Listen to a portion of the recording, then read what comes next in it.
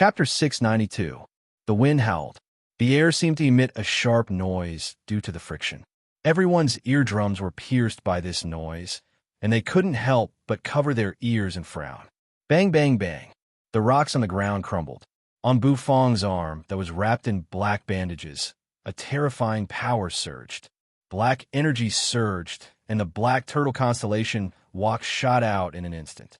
Its speed was much faster than before. The black turtle constellation walk spun as it flew out. On top of the walk, there was a flickering light, and the earthy yellow halo on Bufang's body was faintly discernible. The vermilion robe fluttered under the wind. The white Tautai opened its mouth wide, and the huge energy ball in its mouth was aimed at Bufang. Its eyes were filled with murderous intent, as if it wanted to kill Bufang completely. However, very quickly, it was dumbfounded, because it had jumped out from under the Netherworld ship, and before the energy ball in its mouth could shoot out, the black turtle constellation walk smashed over. A violent explosion erupted in the air. The energy was smashed by the black turtle constellation walk, and a terrifying wave of air instantly spread out. The white Taoya's body was hit by the wave of air, and it violently hit the wall of the Glutton God's building, causing the entire building to shake. The Netherworld ship creaked, drifting in the air, and slowly moved horizontally. Swoosh, swoosh, swoosh. The black turtle constellation walk flew back, and it was caught by Bufang's bandaged arm. The black energy on his arm continuously surged out. Bufang looked at his arm expressionlessly, and his heart was slightly shocked. The strength of his arm was much stronger. It was indeed the power of a purebred Tautai. The corner of Bufang's mouth twitched, and he tilted his head, looking at the white Tautai that was slowly crawling out of the Glutton God's building. At this moment, the white Tautai no longer had its physical form, as if it had turned into a speck of light, about to disappear at any time. Roar! The white Tautai opened its mouth wide, and it let out a wild roar in Bufang's direction. It was like a warning, and it was like a declaration of war. It wanted to make Bufang tremble in fear. The white Tautai was enraged, and its murderous aura filled the air. Everyone's heart trembled slightly, and they watched with a solemn expression. Bang! The white Tauya's four limbs slammed on the wall, and its entire body dashed out, dashing toward Bufang's location with extreme speed. Bufang held the black turtle constellation walk with one hand, a corner of the black bandage fluttering in the air. Slowly taking a step forward, Bufang walked out in the air. Yu was stunned. She could feel that Bufang's current state seemed to be a little strange. She couldn't quite put her finger on it. She stared at Bufang's arm, where the pitch-black power kept spreading. That power made even her heart palpitate. The void trembled. The white Taoya's steps were as fast as lightning. In an instant, it disappeared from its original spot. When it reappeared, it was already in front of Bufang. It raised its white claw and slammed it down on Bufang's head. Roar! The claw was accompanied by a roar. However, the only response he got was a walk waved by Bufang. Boom! The black turtle constellation walk spun rapidly, smashing hard on the white Taoya's head. The white Tautai was a little dazed as it was smashed away. The black turtle constellation walk returned to Bufang's hand. The black energy on Bufang's arm was still dissipating, and Bufang felt as if his entire body was filled with endless energy. Striding forward, he slowly walked toward the white Tautai. Bufang's speed wasn't fast, but it was this kind of slow walk that made people's hearts tremble. Too scary. Why did that little chef's aura become so oppressive? Boom! Bufang held the walk with one hand, smashing it hard on the white Taoya's head. The white Tautai was a little dizzy from the blow, and its body retreated a few steps. Didn't you want to eat me? Come on. Boom! Bufang said indifferently. After that, he swung the walk, smashing it on the white Taoya's chin. The white Taoya's body staggered backward in the air. Continue acting tough. Bufang smashed the walk again. Boom! Boom! After a few continuous blows, the white Taoya's body became a little blurry, as if it was about to turn into light particles and disperse. The white Taodai seemed to finally be afraid. Seeing Bu Fong lift the wok again, it was so scared that its four limbs hurriedly moved in the air, trying to escape. What the hell? It couldn't resist the black wok in this kid's hand. The pressure from a wok, the monstrous strength on that kid's body, it made the white Taodai want to vomit blood. The white Taodai started to run, but Bu Fong didn't plan to let it go. Waving the wok, he strode in the air with big steps. For a moment, the scene in the sky became a little funny. Everyone was speechless, looking up at the scene in the sky. They didn't know what kind of expression they should show. The legendary spirit beast, the Tao Tai, was actually being carried around by a human kid with a wok. The way it ran around while holding its head, it didn't look like the Tao Hie's domineering temperament at this moment. The white Tao Hie's terrifying aura and heaven-shaking power had turned into nothingness. Xiao Yu sat on the ground, throwing his long sword aside. He didn't know whether to laugh or cry as he looked at Bu Fong. He was still the owner Bu after all. His actions always exceeded people's expectations. The heavenly secret saintess squinted her beautiful eyes, as if she couldn't hold back the smile on her face. You sat on the deck of the netherworld ship, her slender and fair legs dangling in the air. Boom! Bu Fong stretched out his hand, pressing the white Tao Tai against the wall. The black turtle constellation wok smashed down on its head. Boom! The gluttony god's building's formation shook, and so did the white Tao Tai. I heard that you're very arrogant. Continue. Bu Fong pressed down on the white Tao Ye's head, raising his arm that was wrapped in black bandages. The black turtle constellation wok floated in the air. An earthy yellow halo enveloped its body, and the suppressive might emanating from the earthy yellow halo rendered the white Tao Tai completely immobile. Boom! Boom! Boom! Bu Fong's wok smashed down violently, and the white Tao Tai was beaten senseless. Suddenly, Bu Fong's black turtle constellation wok spun, and the last wok smashed down. Boom! The entire gluttony god's building's formation shook, and cracks appeared on it. The white Tao Tai howled miserably, and its entire body exploded, turning into white light that filled the sky, dispersing into the void. The white speck of light floated up and floated toward Bu Fong. There was a slight heat, as if he was bathing in an ocean of energy. The white Tao Tai was smashed into pieces by Bu Fong's wok. The scene of the white Tao Tai exploding caused everyone's eyes to widen, their faces filled with disbelief. The powerful white Tao Tai was smashed into pieces by someone's wok. Oh my God, what kind of terrifying thing happened? The entire place quieted down at this moment, and only the sound of heavy breathing could be heard. Bu Fong clenched his fists, and the white light dispersed. He stopped waving the black turtle constellation wok. It really can't withstand smashing. It exploded after a few wok smashes, Bu Fong mumbled. Everyone was speechless. Chu Changsheng held the golden bowl to suppress the ancestral alligator, his bright eyes gazing at Bu Fong.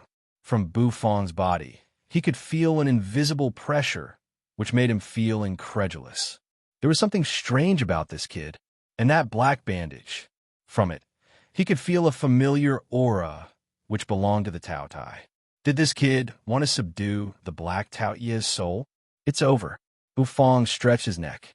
The aura on his body began to decrease rapidly, and the black bandage in his hand gradually calmed down.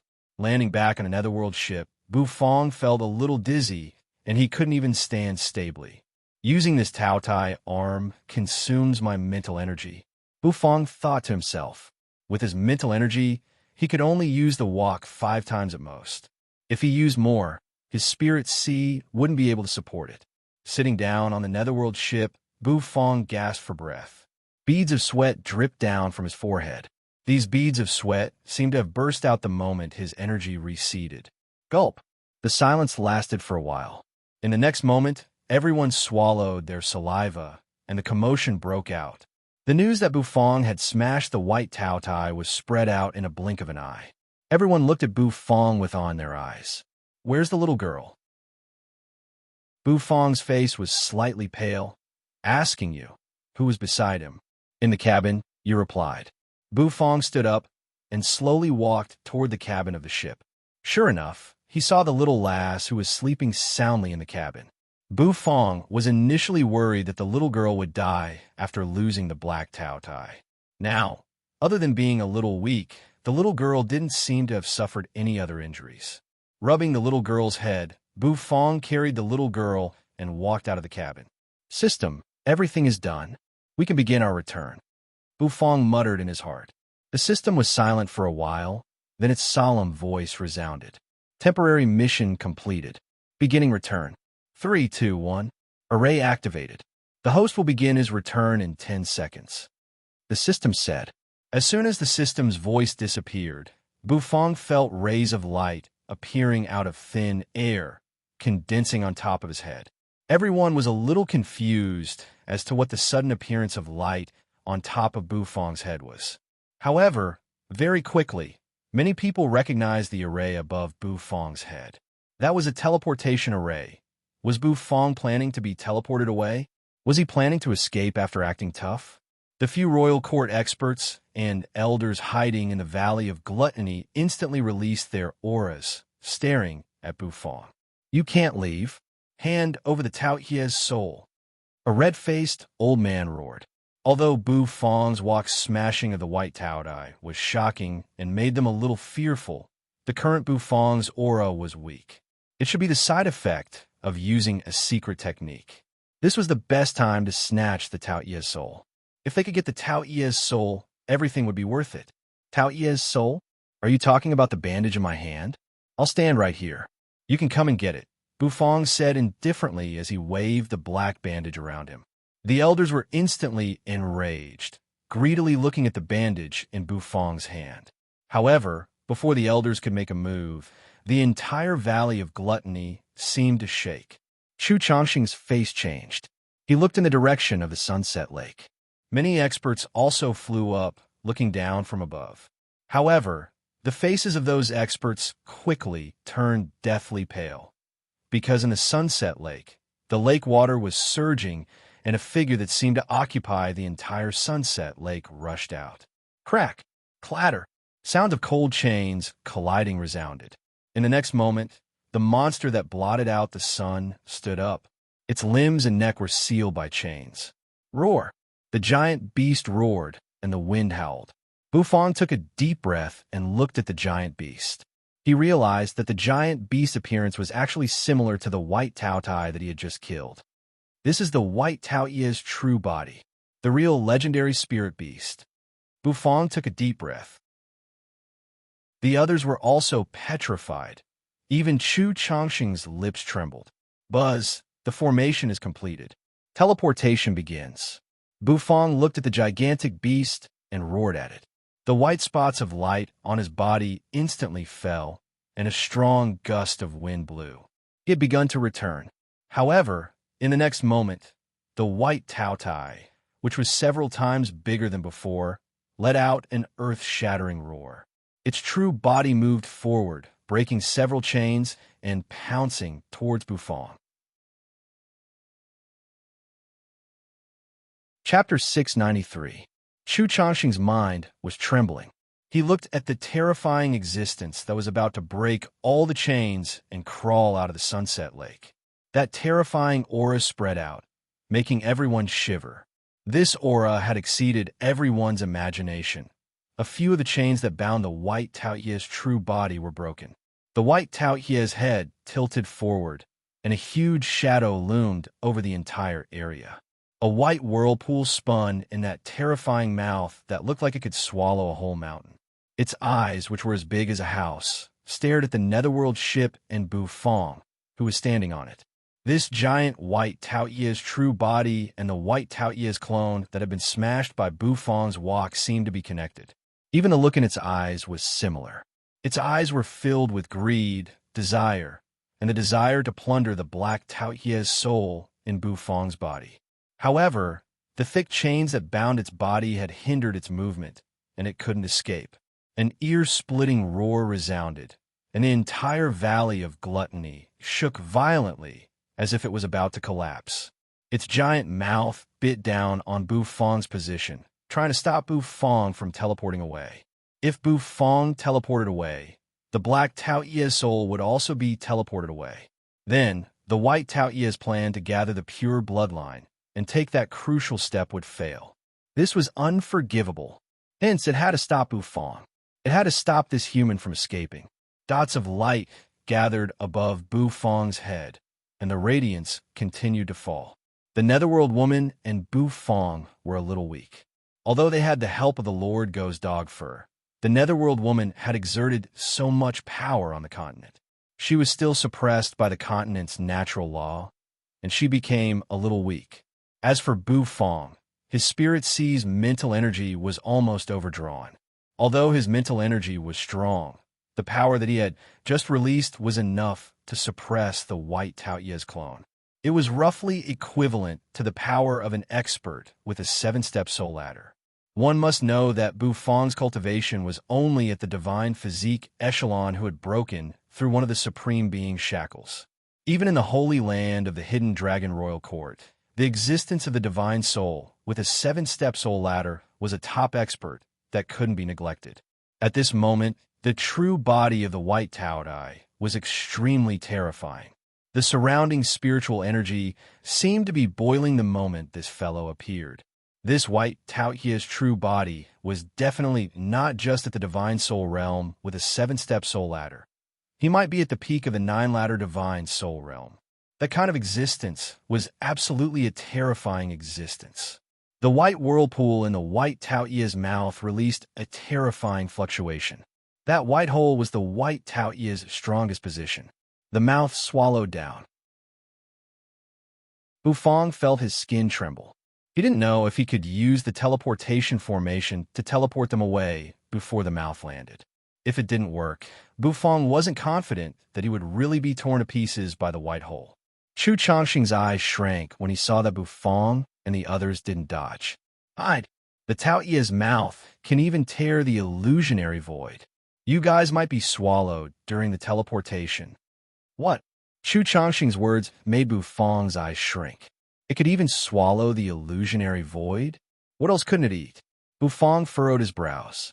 He felt his head was heavy and his feet were light. His mental energy had been consumed too much, and he couldn't summon any strength at this moment. No, he couldn't be swallowed like this. Bu Fong gritted his teeth.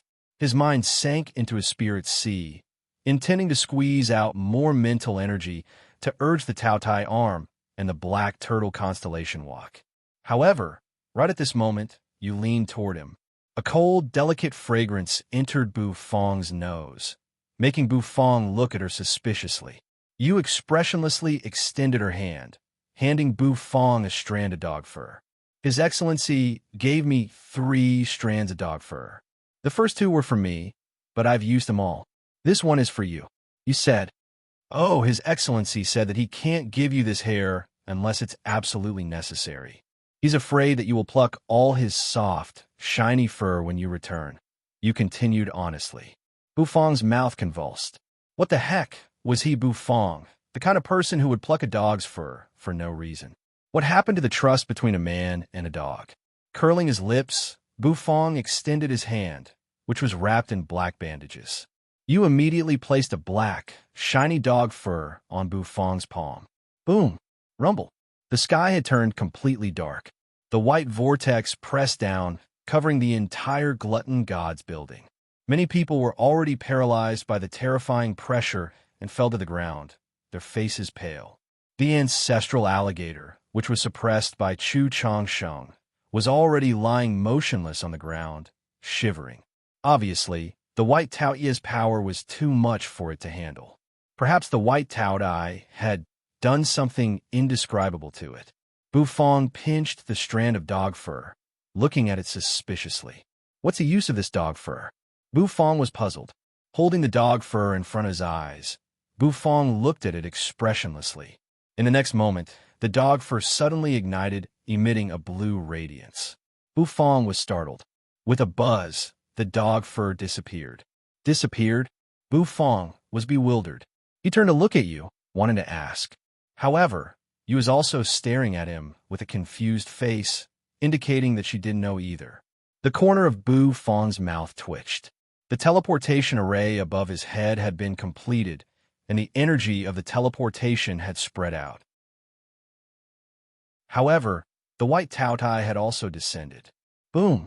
At this moment, everyone was stunned, because they saw countless amounts of energy gathering in the void. In just a blink of an eye, it had piled up in the sky. The energy swept over, and under everyone's dumbfounded gazes, it turned into a solid substance, covering the sky. A fat dog's paw. The dog's paw was plump, as if it was made of meat. It appeared at the side of the white Taotai, and in the next moment, its paw slapped out. Boom! The white Taoi's open mouth was slapped, and it was flung away with a dumbfounded face. The white hole in its mouth was almost shattered, and some of its teeth were broken. What was going on? Who the hell dared to slap this Taotai? The white Taotai was enraged. Its body struggled violently, and the strong chains wrapped around its body, making rattling noises.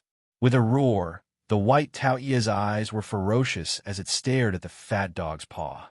What was that? Boom! Another paw slapped on the Taoi's face.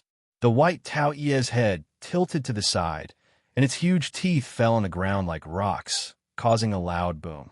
Bu Fang and Yu sat on the Netherworld ship, watching the scene with expressionless faces. So a strand of dog fur had turned into a dog's paw. Lord is indeed a lord. He's so lazy. Yu's mouth twitched as she said, "That lazy dog really has a way. To think that he could do such a thing." Bu Fang was speechless. Other than Bu Fang's group, the others were so shocked that they could not close their mouths. What the hell was going on? What was with the sudden appearance of a dog's paw? Especially, why was the dog's paw so fat? The white Taoi's true body was such a terrifying existence, and yet it was slapped twice without any resistance. Which almighty was it? Everyone in the Valley of Gluttony was dumbfounded. Only an almighty could have such power. Could it be that the almighty from the royal court had made a move? No, a paw. Chu Changsheng stared blankly at the dog's paw, sucking in a breath of cold air. He felt that the almighty from the royal court had made a move. He knew that although the Hidden Dragon Royal Court was the strongest force in the Hidden Dragon continent, in reality, there were many powerful existences within. They were not humans. Or rather, they were not humans. Liansheng was originally frightened, but when he saw the dog's paw, he became excited. The almighty from the royal court had made a move. The royal court's elders in the Valley of Gluttony also laughed heartily, their eyes shining brightly. The white Taotai was stunned by the two dogs' paws. When it regained its senses, all the hair on its body stood on end. It opened its mouth wide, and an endless amount of energy gathered, forming an energy ball that seemed to have lightning flashing around it. Its power was terrifying, and the void seemed to be collapsing. Endless anger gathered. Where did this dog's paw come from? How dare it obstruct its opportunity? Kill. Energy gathered rapidly, but soon the white Taotai was stunned before the energy ball could explode. The dog's paw slammed down once again. Again, you've slapped this Taotai twice, and you still want to slap it a third time? Is there no end to it? The white Taotai wanted to dodge, but it realized that the dog's paw seemed to be poisonous. It couldn't dodge at all. Boom!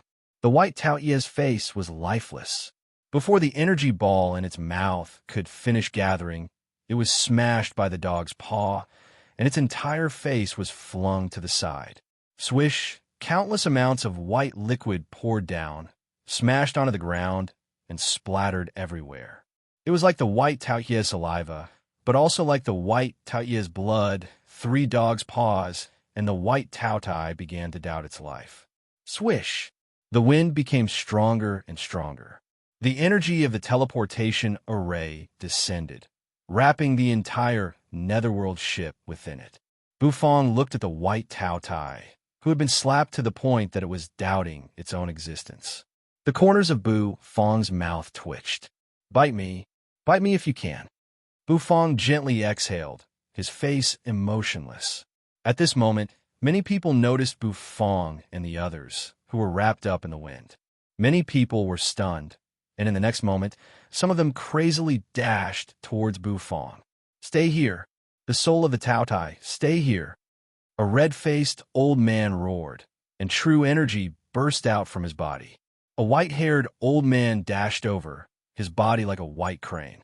At the same time, many experts arrived, wanting to stop Bu Fong from leaving. From afar, the sixth elder with a mustache looked like he was constipated, and his eyes were filled with tears. You stinking brat, if you want to leave, spit out my heaven and earth obsidian flame.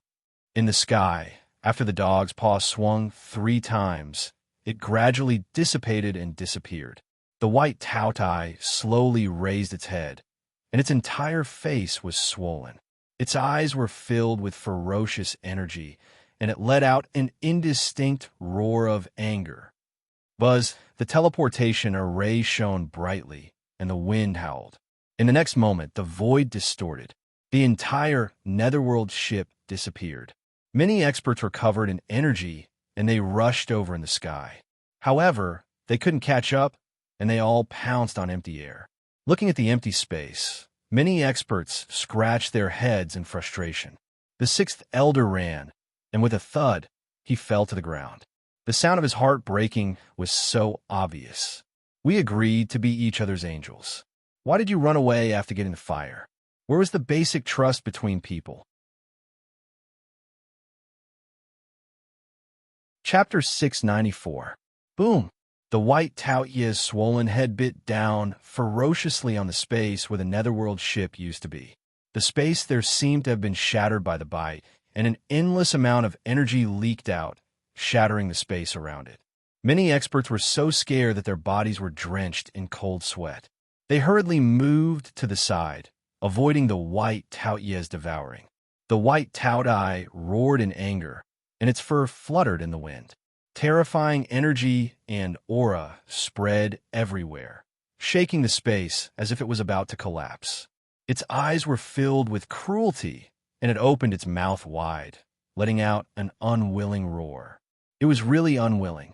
It was just one step away from completing its devouring and evolution, but it was ruined by a human brat. This made the white Taotai very annoyed. At this moment, it was extremely jealous. Swish! The chains collided, and the pitch-black chains were surrounded by runes. In the next moment, more chains shot out from the sunset lake, wrapping around the white Taoye's body, pulling it into the lake. Bit by bit, the white Taotai struggled. However, the number of chains kept increasing, and they pierced into its body, making it impossible for it to break free. The white Taotai raised its head unwillingly, letting out an angry roar. Swish! However, as the roar weakened, the white Taoye's giant body was finally pulled back into the sunset lake. Everything seemed to have returned to normal. Everyone held their breaths, not daring to even breathe loudly. Everyone looked towards the sunset lake, their hearts trembling. Chu Chongqing's body was tense, and his forehead was covered with fine beads of sweat. If the seal didn't work, it wouldn't be able to trap the white Taotai. Once that giant beast rushed out of the sunset lake, the entire Valley of Gluttony would be destroyed. The Valley of Gluttony was no longer the Valley of Gluttony of the past. The Valley Master was gone, and the number of experts was small. Only Chu Chongqing was left. The overall strength of the Valley of Gluttony had fallen to the bottom of the hidden dragon royal court, and even the saint son of a holy land dared to trample on the Valley of Gluttony. If the Valley of Gluttony was at its peak, with a divine spirit realm expert guarding it, it would be easy to deal with the white Taotai. But now, there were no divine spirit realm experts. With Chu Chongqing's strength, he wasn't the white Taoye's opponent. Hence, everyone was trembling in fear. Fortunately, the seal left behind by the divine spirit realm expert of the Valley of Gluttony was still in effect, sealing the frenzied white Taotai once again. However, everyone knew that this seal wouldn't last much longer. Chu Chongqing's face was extremely solemn. After a while, he exhaled deeply. The ancestral alligator under his feet rolled its eyes. A moment later, it crawled away with rumbling sounds, diving into the sunset lake. Chu Chongqing didn't care about this shameless ancestral alligator anymore. This fellow had thick skin and thick flesh, but its combat power wasn't enough to threaten the Valley of Gluttony. The main problem was the White Taotai.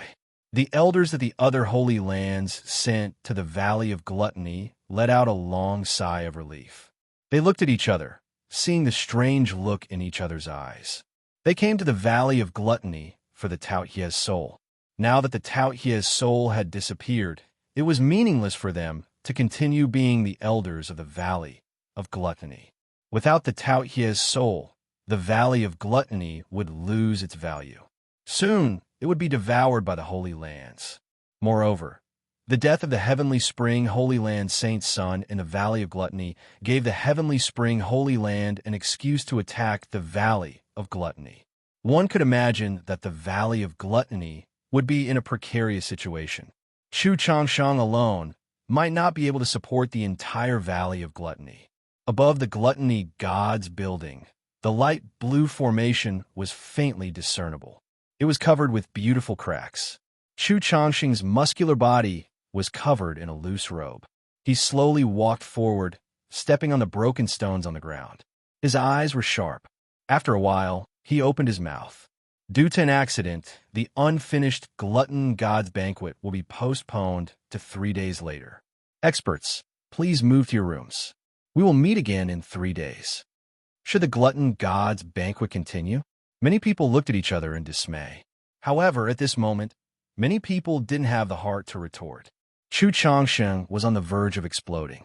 Of course, they wouldn't be stupid enough to interrupt him. They all followed his instructions. But a gust of wind howled. Pill Palace, heavenly mist city in the pitch-black night sky. 2 crescent moons resonated with each other. The stars in the sky were shining with dazzling radiance. It was as if the night sky had condensed into a galaxy. It was too beautiful to behold. From time to time, a beautiful star streaked across the sky like a shooting star. It was as beautiful as a night-blooming flower. The Cloud Mist restaurant was brightly lit. From time to time, the sound of kitchen knives colliding with the chopping board could be heard. Outside the restaurant, it was exceptionally quiet. The autumn wind blew past, stirring up a few scattered leaves, which made a soft, rustling sound. On the second floor of the restaurant, in Bu Feng's room, a strong gust of wind rose and a whirlwind blew, making the room a little messy. White specks of light appeared within the gale. Those specks of light were like stars in the sky as they slowly drifted in the wind. Very quickly, they formed a mysterious teleportation array. 3 silhouettes slowly emerged from the gale. Bu Feng's hair fluttered in the wind. His face was expressionless, and the vermilion robe on his body emitted a dazzling radiance. He held the unconscious Xiaoya in his arms. Beside him was the pale-faced netherworld woman, who wore a black gauze dress. She had a beautiful figure, and her legs were fair and slender. The gust of wind gradually weakened and eventually dispersed. The 3 of them appeared in the room. Yu's complexion was as pale as a thin piece of paper. However, she curiously sized up Bu Feng's room, and a trace of curiosity flickered in her eyes. Bu Feng felt dizzy, and he sat down on a soft bed. After placing the little girl on the boat, Bu Feng gently exhaled and rubbed his temples. Yu quickly felt tired, and she widened her eyes as she looked at Bu Feng. "Bu Feng, I'm hungry," he said. Bu Feng rubbed his temples, and his swollen head felt much better. When he heard Yu's words, he nodded his head. This time, Netheria played a big role. She had displayed such a strong cultivation base. Even with Lord Dog's dog fur, she still had to bear the backlash. It was only right for him to cook something to reward her.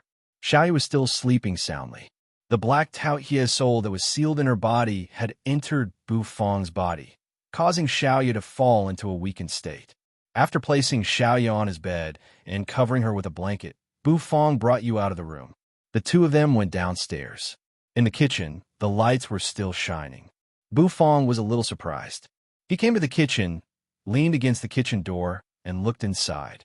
He found a huge figure carefully practicing his knife skills in the kitchen. The kitchen knife in her hand was moving, chopping ingredients continuously. Moreover, the cuts were very smooth and clean. Her knife skills seemed to have improved a lot. Bufong couldn't help but admire her. After dealing with a big pile of ingredients, Yang Meiji placed the heavy, pitch-black knife on the knife holder on the stove. She exhaled gently, wiping the sweat on her forehead. All of a sudden, she was startled. Turning around, she saw Bufong leaning against the kitchen door. "Owner Bu, you back?" Yang Meiji's eyes brightened as she screamed in surprise. She didn't think that Bufong would come back without a word. Bufong straightened his body and nodded indifferently.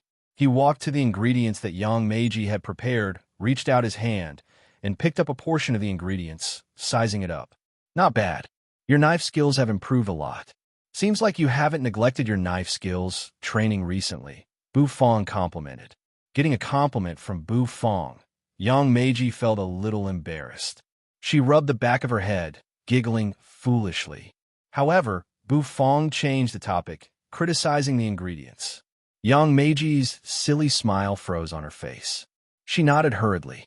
After a long time, Bufong, who was a little thirsty, asked Yang Meiji to rest first. Yang Meiji walked out of the kitchen with a bewildered face. She returned to her room and slept soundly. The thirsty Bufong stood up, walking to the fridge. He took out the sour plum juice. With a wave of his hand, a blue and white porcelain bowl appeared. He poured the cool and refreshing sour plum juice into it. Then, Bufong drank it happily. As soon as the sweet and sour plum juice entered his mouth, it made his pores shrink. It was like a sweet dew after a long drought. His entire body was wrapped in a refreshing feeling. Gulp! The sour plum juice flowed down his throat and into his stomach. The cool feeling made Bufong smack his lips. Comfortable, Bufong gently exhaled, drinking all the sour plum juice in the bowl. Only then did his body feel much more comfortable. His right hand was wrapped in a black bandage. A corner of the bandage drooped down. Bufong didn't care about it. Activating the Tao Tai arm consumed the mental energy in his spirit sea. Although it was good against enemies, it consumed too much energy. He wanted to cook a dish to reward you. Oh, and the Lord Go.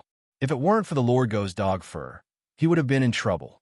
The white Tao Ye's level wasn't something Bufong could deal with. Green smoke twirled around his left hand, and the dragon bone kitchen knife appeared.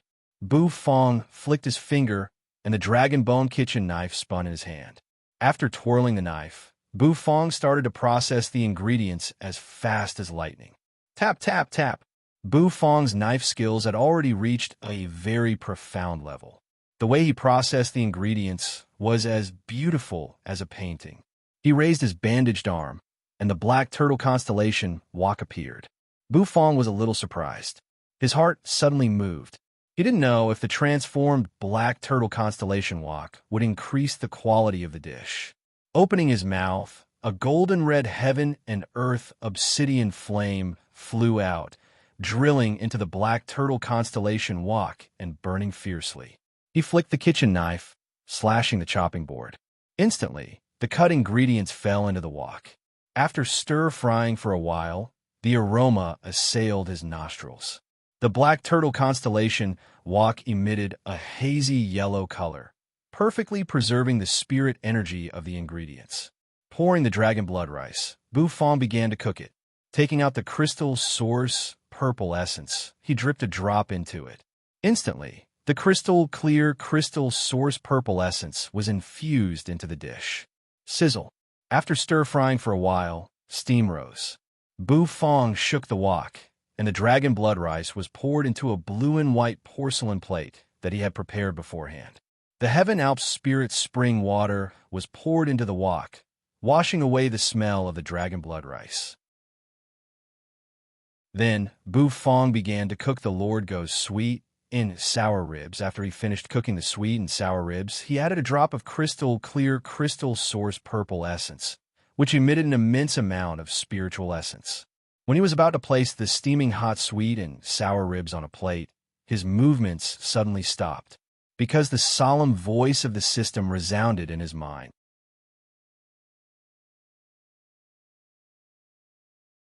Chapter 695. The fragrant sweet and sour ribs had just been scooped out of the wok and placed onto the prepared blue and white porcelain plate. The jade-like sweet and sour ribs emitted a sparkling luster, and there was even spirit energy and aroma lingering above it. However, the solemn voice of the system resounded in Bu Fong's head at this moment. The voice made him a little sluggish. In the next instant, the corners of his mouth couldn't help but curl up, as if he was smiling. Congratulations to the host for completing the stipulated turnover and cooking the dish prescribed by the system. Now upgrading. Was he going to advance? Finally, he was going to advance. Bu Fong let out a long sigh, and his expressionless face couldn't help but tremble. He strode out of the kitchen, carrying the fragrant dragon blood rice and sweet and sour ribs. As he strode out, the aura on his body also emitted earth-shattering changes. Dense true energy boiled within his body. With every step he took, spiritual energy that was about to condense into a solid substance appeared around him. Blackie, it's time to eat. Bu Fong's face had already regained its composure, and he allowed the true energy in his body to rise. He arrived at the restaurant. The restaurant's door was tightly shut, and on the ceiling there was a crystal-like gem emitting a dazzling radiance, illuminating the entire restaurant as if it was daytime. You leaned against the chair. Her complexion was deathly pale, and she seemed a little weak. However, when she smelled the fragrance wafting from the direction of the kitchen, her entire person became spirited. Under the path understanding tree, the Lord Go was still snoring away. The fat on his body seemed to tremble with every breath he took. When Bu Fong arrived at the restaurant, he opened his drowsy dog eyes and looked at Bu Fong. His gaze fell on the sweet and sour ribs in Bu Fong's hand. In the next instant, the Lord Go's eyes emitted a bright light, and he appeared next to you almost instantaneously. He placed his paw on the table, and he seemed extremely expectant. The energy within Bu Fong's body floated around, and with every step he took, the true energy in his body surged. The feeling of his strength increasing made Bu Fong feel extremely comfortable. After placing the sweet and sour ribs in front of the Lord Go, Black stuck out his tongue, stuck it out a few times, and started to chew continuously on the porcelain plate. Nethery's dragon blood rice was also placed on the table. Nethery's weak face instantly revealed a look of excitement.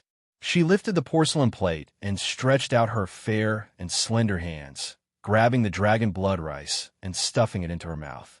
The crystal source purple essence was added to the dragon blood rice, and its spirit energy surged. After eating a few mouthfuls, Nethery's complexion became much better, and a rosy color appeared on her face. The corners of Bu Fong's mouth couldn't help but curl up when he saw the two of them eating excitedly. He pulled a chair and sat down opposite the Lord Go. He let out a light breath, and his eyes gradually became misty. His mind sank into his body. Host, Bu Fong True Energy Cultivation Level, 10th Grade Divine Realm, Peak of Divine Physique Echelon, Cooking Talent, 5-star Skills, Level 2 Meteor Cutting Technique, 100 out of 100, Level 2 Big Dipper Carving Technique, 100 out of 100, Level 1 Knife Technique, Overlord 13 Blades, 8 out of 13, Gourmet Array, 2 out of 6, Tools, Golden Dragon Bone Kitchen Knife, God of Cooking Set, Black Turtle Constellation Wok, God of Cooking Set, Vermilion Chef Robe, God of Cooking Set, God of Cooking Overall Rating. Intermediate Chef, your cooking talent has reached a higher level, and your cooking skills have become more proficient. A wider world of cooking has opened up for you, and you can start cooking functional ingredients. System Level, Level 2, 11 stars, conversion ratio is at 100%, system reward. Treasure Pagoda Meat Recipe, a fragment of the God of Cooking Set, 1/5 notification. The host's true energy cultivation has reached the peak of the Divine Physique Echelon. Do you want to start the advancement test? The systems panel appeared in front of Bu Fong, and Bu Fong's eyes trembled when he saw it. The advancement this time actually directly raised his true energy cultivation to the peak of the Divine Physique Echelon. Bu Fong also instantly felt that the 5 shackles that bound his body had been shattered. A powerful force surged into his body, and it continuously strengthened his body.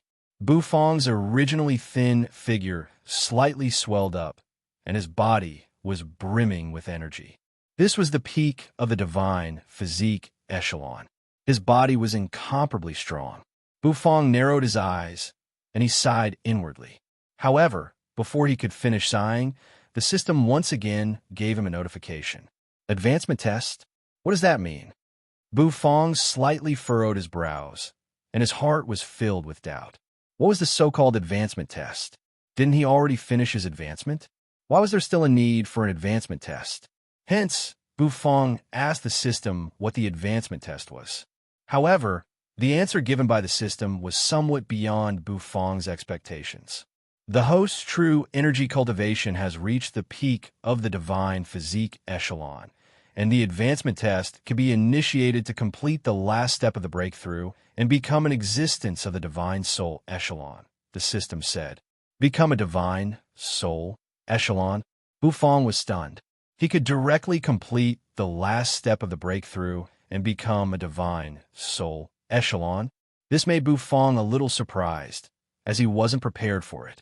However, Bufang didn't plan to immediately try it. According to the system's naughty nature, this advancement test definitely wouldn't be easy, and it would definitely be extremely difficult. Hence, Bufang decided not to proceed with the advancement test for the time being. Then, Bufang began to check the reward for this breakthrough. Every breakthrough would result in a reward, and this was the system's habit. Hence, Bufang also came to check it out of habit. Treasured pagoda meat. Bufang narrowed his eyes. In his mind, he read the recipe for the treasured pagoda meat, and he couldn't help but exclaim in surprise. His heart was also a little itchy. This so-called treasure pagoda meat was a dish that completely tested one's knife skills. With Bufang's current knife skills, he might not be able to cook it. There were actually more fragments of the God of Cooking set.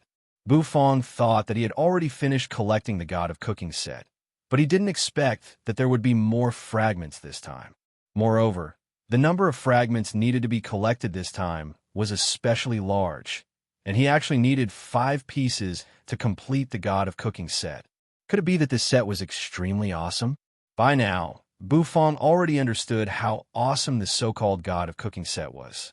The more he understood how terrifying the God of Cooking set was, the more he understood why he needed to exchange for this set. If he wanted to achieve his dream of standing at the top of the food chain in the fantasy world, relying on the God of Cooking set was indispensable. A loud bang resounded. You licked the blue and white porcelain bowl clean. Her face was flushed red, and she was incomparably excited. She let out a slight burp, which was accompanied by a rich spirit essence. After eating her fill, you stood up and floated toward the Path Understanding tree. She took out the Netherworld ship and smashed it in front of the Path Understanding tree. This woman didn't care about her image at all as she climbed into the Netherworld ship and closed the cabin door with a bang. The Lord Go was still gobbling down the porcelain plate, and the sweet and sour ribs was almost finished. 80, this idealistic chicken, raised its head and walked around the restaurant in high spirits. As Bufang's true energy broke through, his spirit sea also seemed to have set off a storm, and his mental force was constantly increasing. The originally hazy gray space had a dense aura above it, and that aura was formed by the condensation of Bufang's mental force. Bufang's mental force had always been strong. Before he broke through, his mental force was even stronger than ordinary divine soul realm experts. Now that he had broken through, his mental force was much stronger. With a single thought, it seemed like a storm could be stirred up. This feeling strengthened Bufang's 5 senses. His eyes could see everything clearly, and his ears could hear most of the sounds in the surrounding area. What are the benefits of having a strong mental force? For Bufang, as a chef, as long as his mental force was strong, his knife skills and cooking skills would be greatly enhanced. That was because he needed to use his mental force to sense the spirit energy in the dishes. Only then could he fully control the flow of the spirit energy in the dishes and achieve the greatest control over the spirit energy. The true energy in Bufang's body gradually calmed down, and finally stopped at the peak of the divine physique echelon. Bu Fong raised his hand, which was wrapped in a black bandage, and he could feel the terrifying energy contained in his arm. After Lord Go finished his meal, he slowly walked down from the dining table. Striding like a cat, he leisurely walked toward the Path Understanding tree. Soon, he lay down under the Path Understanding tree and fell asleep. Eat and sleep, sleep and eat. This was indeed the style of a lazy dog like Lord Go. The corners of Bu Fong's mouth rose. He stood up from his seat, put away the porcelain plates, and turned around to return to the kitchen. After placing the utensils in the automatic dishwasher, Bu Fong clapped his hands, then walked upstairs. With a snap, the lights in the restaurant were turned off. The moonlight shone through the window, sprinkling on the ground like silver. Lord Go lay on the ground, and the moonlight shone on his head, making him look lazy. Looking at Bu Fong's disappearing figure, the Lord Go's doggy mouth curled up into a smile. Bu Fong Kid's culinary skills have improved a lot. I'm looking forward to tomorrow's delicious sweet and sour ribs. Lord Go muttered. The 3 strands of dog fur he gave to you were all used up, which meant that the things these 2 kids experienced weren't easy. Bu Fong tidied up everything in the kitchen, then left the kitchen and returned to his room. But soon, he found that his bed had been lent to the little girl to sleep on. The corners of Bu Fong's mouth twitched, and he helplessly rubbed his head. Then, he entered the bathroom and took a hot shower. Dense steam swirled around him. After taking a shower, he wrapped himself in an open-necked bathrobe, and with his slightly damp hair, he left the room and went to the kitchen. With a flick of his finger, the heavy and pitch-black kitchen knife landed in his hand. The heavy kitchen knife was incomparably sharp. After twirling the knife around, Bu Fong took out the ingredients provided by the system and began to practice his knife skills. Since all the seats in the room were occupied by the little girl, he could only practice his knife skills. While practicing his knife skills, he could also think about the reward he just received, the cooking method of the treasured meat pagoda. Tap, tap, tap. In the kitchen, the sound of the kitchen knife colliding with the chopping board resounded. The bright moon in the sky gradually descended in a certain direction, and the white of the fish's belly appeared as the morning star rose. The second day arrived quickly.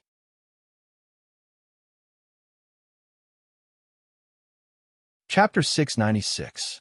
The heavenly spring saint's son was dead. The news quickly reached the heavenly spring holy land of the hidden dragon royal court. The death of a saint's son was a humiliation for the heavenly spring holy land. The saint's son represented the heavenly spring holy land. He was the face of the heavenly spring holy land. However, today, the heavenly spring saint's son was killed. Not even his bones were left. Although someone had described the heavenly spring's saint's son's death to the experts of the heavenly spring holy land, it seemed that he wasn't killed by the people of the Valley of Gluttony. However, the heavenly spring's saint's son had fallen in the Valley of Gluttony, which was enough. The relationship between the heavenly spring holy land and the Valley of Gluttony was not good. Now that such a thing had happened, the Holy Land naturally had to send experts to settle the score with the Valley of Gluttony. Outside the Valley of Gluttony, the space shook, and a metal warship slowly emerged from the rippling space, accompanied by a heavy roar. It was incomparably magnificent. On the warship, there was a flag with a star pattern fluttering in the wind. It was the flag of the heavenly spring Holy Land. An old man clasped his hands, standing at the front of the warship. Behind him was a group of golden armor guards. The golden armor guards that the heavenly spring saint's son brought were all dead. Even 2 of his maids were killed. At this moment, Chi Ji was kneeling on the deck of the warship, her face full of fear. You mean the saint's son wanted to kill a little chef, but in the end he was ambushed and swallowed by the black Tao Tai? The old man's voice was full of pressure. With his hands clasped behind his back, he calmly asked Chi Ji, who was kneeling on the ground, trembling in fear. Chi Ji hurriedly nodded. She did not dare to lie. She had personally seen the heavenly spring saint's son being swallowed by the black Tao Tai. His body was minced into pieces. That scene was like a nightmare that haunted her. Even now, when she recalled it, her body still felt cold. This is simply preposterous. A dignified holy son actually died in such a humiliating manner. If Amethyst Elder knew that the holy son actually died in such a sullen manner, how angry would he be? The old man let out a soft sigh. In the next moment, the warship moved horizontally, heading toward the Valley of Gluttony. As though it was crushing the void, the air was constantly vibrating along with the warship. Did you send someone to investigate that little chef's background? Didn't that little chef say he wasn't from the Valley of Gluttony? The old man asked. A figure clad in golden armor appeared and replied, "This subordinate has already investigated. That little chef isn't a local chef of the Valley of Gluttony. He's a chef from outside the valley. He opened a restaurant in the Pill Palace's heavenly Mist City." "Oh, Pill Palace. Are you sure it's the Pill Palace?" After the old man heard this, he raised his eyebrows and turned around to ask in confusion. The Pill Palace was a very interesting place. Jiaoya held the god-slaying bow and followed the Shura army to flatten the Pill Palace. In the end, the bow was broken and he died. The entire Shura army was almost annihilated. The Pill Palace seemed to have a demonic nature. After Amethyst Elder got wind of it, he sent the Shadow Demon to deal with the Netherworld creature hiding in the Pill Palace. However, there was no news from him. Moreover, in the previous battle in the Valley of Gluttony, there seemed to be Netherworld creatures appearing. What was the relationship between that little chef and the Netherworld creatures? The old man thought about many things in an instant. No matter what, we should go to the Valley of Gluttony to seek justice. It's been a long time since I've seen Chu Changsheng from the Valley of Gluttony. Today, I want to learn from him. As for that little chef, he has the soul of a Taotai and is closely related to the death of the Saint's son. Gold and Saber bring 50 golden armor guards to capture that little chef. As for the Netherworld creatures, take the god-slaying Saber and go. The old man clasped his hands behind his back. The man clad in golden armor was bewildered. After clasping his hands, he turned around and left.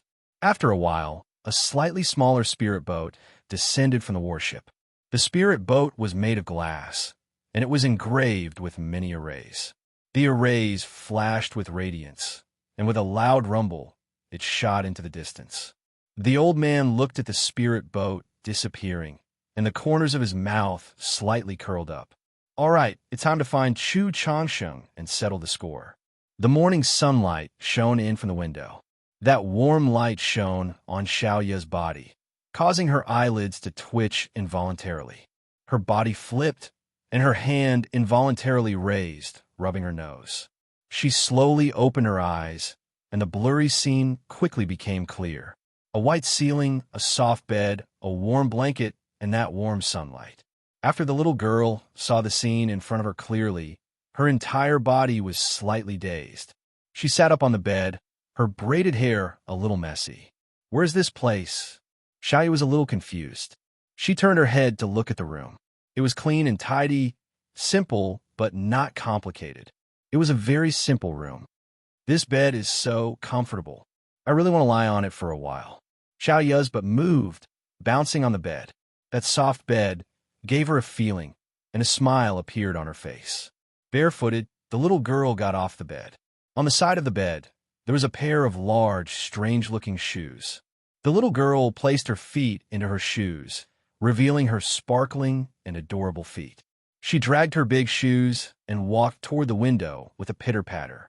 Opening the window, a wave of clamor entered her ears.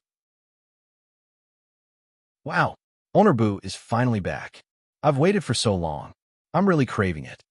Finally, I can eat Honorbu's dishes again. I'm so happy. Why is this line so long? The people in front, hurry up." The little girl peeked her head out and saw the long line below. A group of people were standing at the entrance of the restaurant, shouting. So lively. Xiaoya was shocked. Was this the restaurant of some famous chef? As someone who had lived in a restaurant for so long, Xiaoya naturally knew what was happening below. However, she had never seen such a lively scene before, so she was a little uncomfortable. She was wearing a long gown. The gown was too long for her height, and the sleeves were hanging down. The little girl pulled up her sleeves, revealing her palms. She lifted the hem of her lower body and tied a knot, forming a simple skirt. Then, she walked out of the door. Slowly walking down the stairs, she saw a bustling kitchen on the left and an even more bustling restaurant on the right. The little girl stood at the foot of the stairs and thought for a while.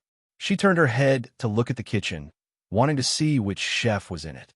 However, before she could peek her head out, a figure walked out from the kitchen, and a wave of fragrance assaulted her. The little girl felt as if her head had bumped into something soft and bouncy. She bounced off and fell on her, but on the stairs. Sorceress and Shung felt her breast being attacked, and she was instantly shocked. She almost dropped the steaming hot dish in her hands. Luckily, she reacted quickly and steadied herself. After stabilizing the dish in her hands, Sorceress and Shung looked at the culprit who attacked her breasts with dissatisfaction. Huh? A little girl? Huh? Isn't this Ownerbu's long robe? Huh? This little girl came out from Ownerbu's room. Sorceress and Shung looked at Xiaoya, and her beautiful face instantly changed. She exclaimed in surprise 3 times, and her mind turned 1,000 times. Xiaoya stared at the big sister in front of her, whose breasts were almost as big as her head. This big sister's eyes were so scary. Was there such a big sister on the tablet of gluttony? There didn't seem to be such a big sister. If there was such a big sister, even without her cooking skills, this big sister would already be famous. Little sister, the kitchen is an important place. You can't just casually enter. Although Sorceress and Shung was curious, she was still in a hurry to serve the dishes. She bent down and smiled at Xiaoya, then turned around and walked toward the restaurant. Xiaoya was dumbfounded. She wasn't allowed to enter the kitchen.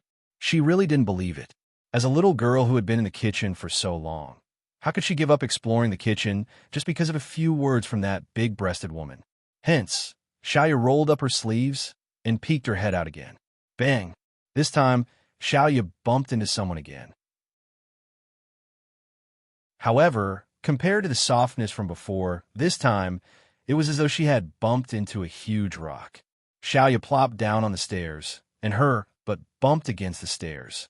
Young Meiji, who was carrying the dishes, was bumped into by the little girl. She looked at her and instantly raised her eyebrows. She smiled and said, "Little sister, the kitchen is an important place. You can't go in."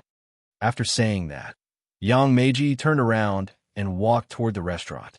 The little girl's face was blank. Why was this big sister so strange? Which chef's restaurant did she come to? All of a sudden, a figure walked out of the kitchen. That figure was so familiar that it made Xiaoya's eyes slightly widen. Wasn't that Big Brother Bufong? Bufong's hands were stained with water. When he saw Xiaoya, he was a little surprised. He nodded his head and said with an expressionless face, "You're awake. Your clothes don't fit. It's all right. I will ask young Meiji to make a new set for you." The little girl's clothes were torn and tattered by the terrifying energy when she transformed into the black Tao Dai. Hence, Bufong helped her change into his own clothes. "Since you're awake, come and eat," Bufong said. After wiping his hands clean, he raised his hand and patted the little girl's head. Seeing that it was Bufong, the little girl was more at ease. She followed behind Bufong with those weird big shoes. As soon as they entered the restaurant, the little girl felt a little dizzy. This bustling atmosphere caused the little girl to freeze on the spot. So lively. Why are there so many people? So many people. Ownerbu, good morning. A customer greeted Bufong while eating. Bufong nodded his head in response. "Hey, old Bu, long time no see. Your cooking skills have improved. This Buddha jumps over the wall soup is even more delicious now." Nangong Wuk was gnawing on a pig trotter. When he saw Bufong, he waved the pig trotter in his hand and said happily. The corners of Bufong's mouth curled up. In an instant, the little girl's figure landed on the side of Nangong Wuk's table. The little girl sat on the table and looked at the Buddha jumps over the wall soup on the table. Her eyes widened and her nose twitched. Her stomach seemed to be filled with hunger. "Sit down. I will cook you some egg fried rice." Bufong rubbed Xiaoya's head and looked at Nangong Wuk. Then, he turned around and walked toward the kitchen. Xiaoya swallowed a mouthful of saliva and nodded her head. Nangong Wuk looked at Xiaoya curiously. The flames of gossip burned in his eyes. Could it be that this little girl was the type that Owner Bu liked? No wonder Owner Bu didn't like his little girl. It turned out that he liked this type. Nangong Wuk sighed inwardly. He felt sad for his little sister. Being too beautiful was also a sin. Just as Nangong Wuk was sighing, Xiaoya's charming voice suddenly rang out. Big brother, can I taste this dish? Xiaoya blinked her big eyes and looked at Nangong Wuk pitifully. Nangong Wuk was taken aback. His heart softened. Eat. How much could a little girl eat? He had to ask Big Boobs, then to bring a small bowl. Nangong Wuk thought that this little girl seemed to have a close relationship with Owner Bu. He couldn't treat her badly. However, in the next moment, Nangong Wuk looked at Xiaoya and almost peed his pants.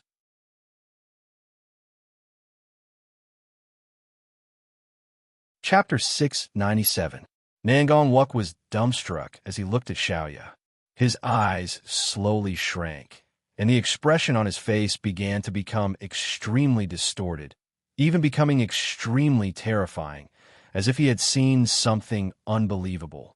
After Xiaoya got Nangong Wuk's approval, her eyes instantly narrowed. Her heart was filled with joy. There were still many good people in this world. In the next instant, she stretched out her hand and picked up the porcelain jar that contained the Buddha jumps over the wall soup. Her mouth suddenly widened to an unbelievable size. As Nangong Wuk watched, his mouth involuntarily widened as well. Gulp, gulp. Nangong Wuk's mouth opened so wide that it seemed as though he could swallow 2 large eggs. He only ate 1 piece of pig trotter from the entire jar of Buddha jumps over the wall soup. In the end, the rest was swallowed by this little girl in 1 gulp. Not even a drop of soup was left. With a bang, the little girl placed the jar of Buddha jumps over the wall soup on the table. Her mouth puffed up and down. Then with a smacking sound, she swallowed it all. Her lips, which had become plump and glossy because of the oil, were rubbed clean by Bu Fong's long robe.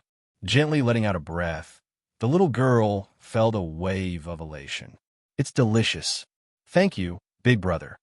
Xiaoya's long eyelashes fluttered as she looked at Nangong Wuk with her big eyes. Nangong Wuk tilted his head and opened his mouth wide. He looked at Xiaoya and couldn't help but nod. Aha, as long as you're happy. When Nangong Wuk said these words, his heart was bleeding. He originally wanted to prepare a small bowl, but in the end, why did he prepare a small bowl?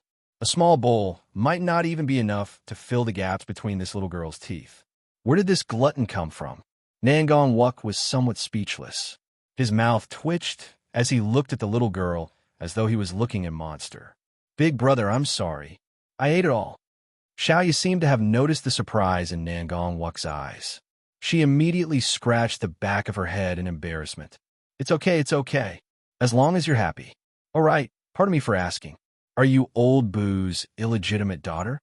Nangong Wuk suddenly narrowed his eyes. There seemed to be a flash of light in his eyes as he moved his head closer to Xiaoya's ear and secretly asked. Xiaoya was dumbfounded. Who is old Bu? Old Bu is Owner Bu, the one with the poker face in front of you, Nangong Wuk said mysteriously. No. Big brother treats Xiaoya very well, but Xiaoya's parents passed away a long time ago. The little girl quickly waved her hands. She passed away. Nangong Wuk was startled, and the mysterious expression on his face faded away. He extended his hand and patted the little girl's head, and an apologetic expression appeared on his face. Oh, poor little girl, Nangong Wuk said as he stroked the little girl's messy hair. Xiaoya was speechless. Nangong Wuk continued to chat with Xiaoya, and before he knew it, he had talked about a lot of things. They talked about everything under the heavens, causing the little girl to be dumbfounded. Is his big brother sick? Why can't I understand what he's saying? After a long time, the sound of footsteps could be heard. From the kitchen, a skinny and slender figure appeared. He held a bowl of egg-fried rice in his hand as he walked slowly. After a short while, he arrived in front of the little girl. Placing the piping hot egg-fried rice in front of the little girl, Bu Fong looked at Nangong Wuk and nodded his head. Have you finished eating? Bu Fong looked at the jar of Buddha jumps over the wall soup in front of Nangong Wuk and couldn't help but ask. The corners of Nangong Wuk's mouth twitched. That's right. He had finished it, and he ate it extremely quickly. Okay, you can leave after you've finished eating. There's still a line behind you, Bu Fong said. Nangong Wuk immediately looked at Bu Fong with a bitter expression. Old Bu, can you not be like this? I still want to chat with Xiaoya, talk about life, talk about ideals, and talk about building a beautiful future together. Bu Fong tilted his head and expressionlessly looked at Nangong Wuk. Nangong Wuk licked his lips and laughed dryly. He pointed at the menu behind him and randomly ordered a bunch of dishes. Since he was the head of the Nangong family, he didn't lack money. Bu Fong speechlessly looked at Nangong Wuk, then turned around and went back to the kitchen to continue cooking. Old Bu's cooking skills aren't bad. It's just that his face is a little stiff, Nangong Wuk muttered as he looked at Bu Fong's back. Big brother is a good person, Xiaoya said seriously. Just eat it yourself. Old Bu isn't your father, so why are you speaking up for him? Nangong Wuk didn't know whether to laugh or cry as he patted Xiaoya's head. Xiaoya was speechless. However, Xiaoya quickly turned her attention back to the egg-fried rice that Bu Fong had placed in front of her. The egg-fried rice was steaming hot, and the rich steam, along with the fragrance and spirit energy, rose from it. It lingered around the tip of Xiaoya's nose, and she couldn't help but feel hungry. She picked up a spoon and scooped up a spoonful of egg-fried rice. When the egg-fried rice was pulled apart, a rich fragrance burst forth. It was like an exploding bomb, and waves of heat surged. The impact caused Xiaoya's hair to flutter unceasingly. It smells so good, Xiaoya exclaimed. Old Bu's egg-fried rice. That's his signature dish, Nangong Wuk said as his nostrils flared. However, Xiaoya didn't care about Nangong Wuk this time. This brother of hers really talked a lot of nonsense. With a slurping sound, the steaming hot egg-fried rice entered her mouth. It was so hot that Xiaoya couldn't help but exhale. After losing the soul of the Tao Tai, Xiaoya seemed to have lost that fearless, gluttonous power. However, her appetite was still huge. Once the egg-fried rice entered her mouth, the originally viscous egg liquid became solid. It wrapped around the rice grains and was filled with elasticity. As it bounced in Xiaoya's mouth, it brought her a different kind of enjoyment. Delicious, right? Delicious, right? Let me tell you, Old Bu's food is even more delicious than the Buddha jumps over the wall soup that you just ate.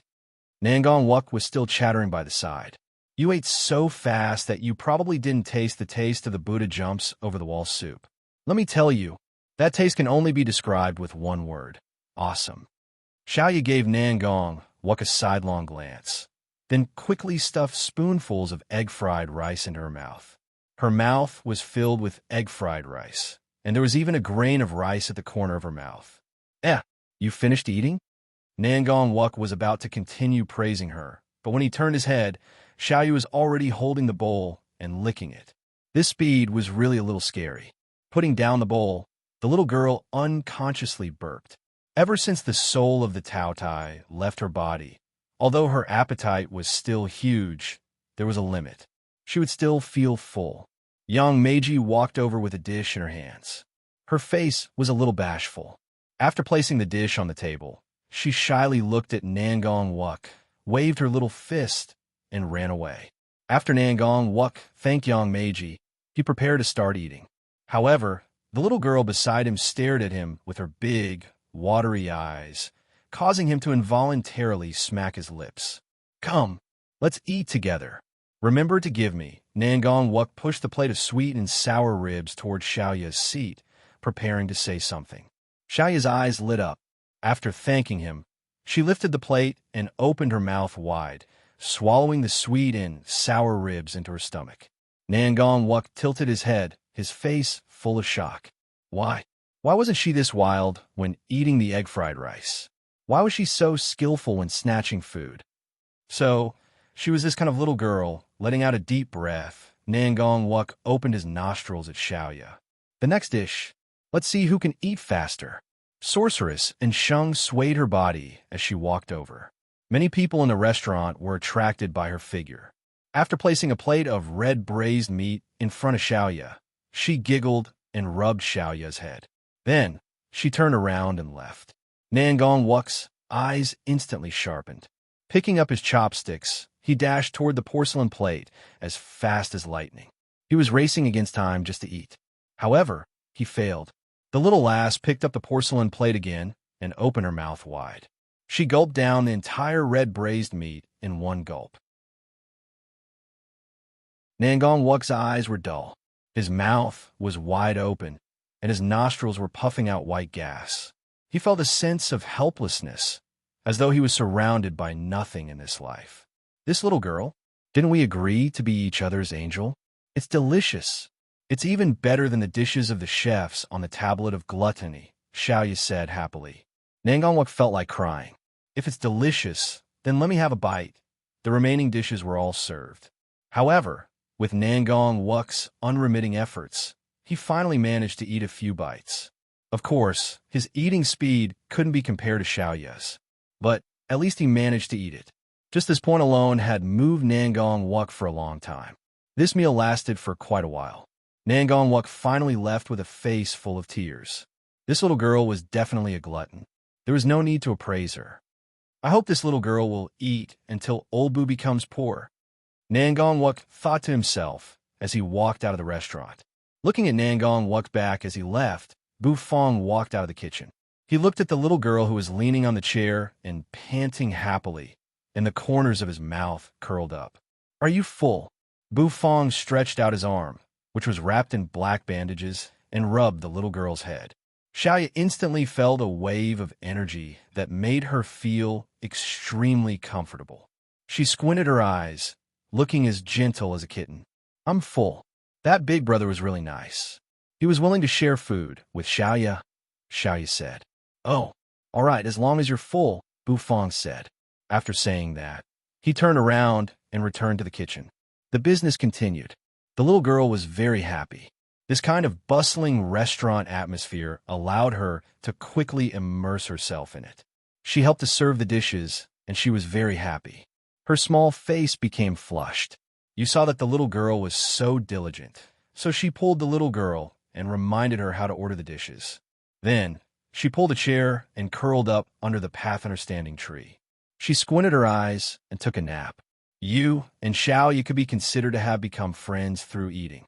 When the two of them ate at the Glutton God's banquet, they both felt that the food was special. When the sun set in the west, a busy day of business finally came to an end. Young Meiji and Sorceress and Sheng were both exhausted. They pulled out chairs and sat down to rest. As for Bu Fong, he was expressionless in the kitchen. He was preparing a new dish.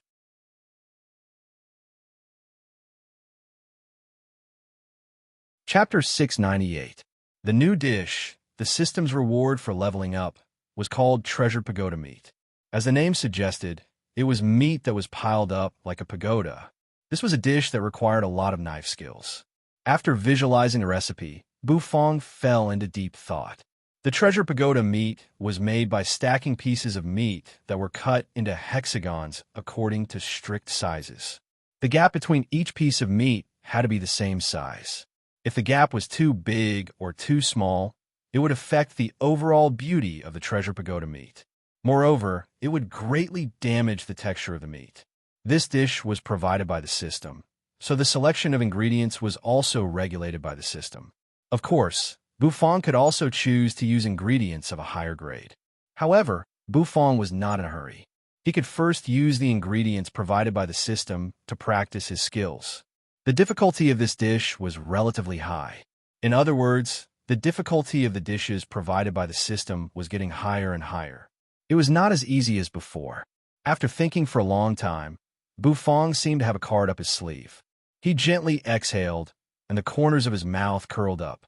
He walked to the bottom of the cabinet and pulled it open. Inside were the ingredients provided by the system. A big piece of white spirit beast meat that was rich in spirit energy. Divine physique echelon realm spirit beast. Mortal transformation spirit pig. It lives in the ancient jade holy land of the hidden dragon continent's hidden dragon royal court. It feeds on the spirit fruits of heaven and earth and drinks the spirit water of the ancient jade spirit pool to grow.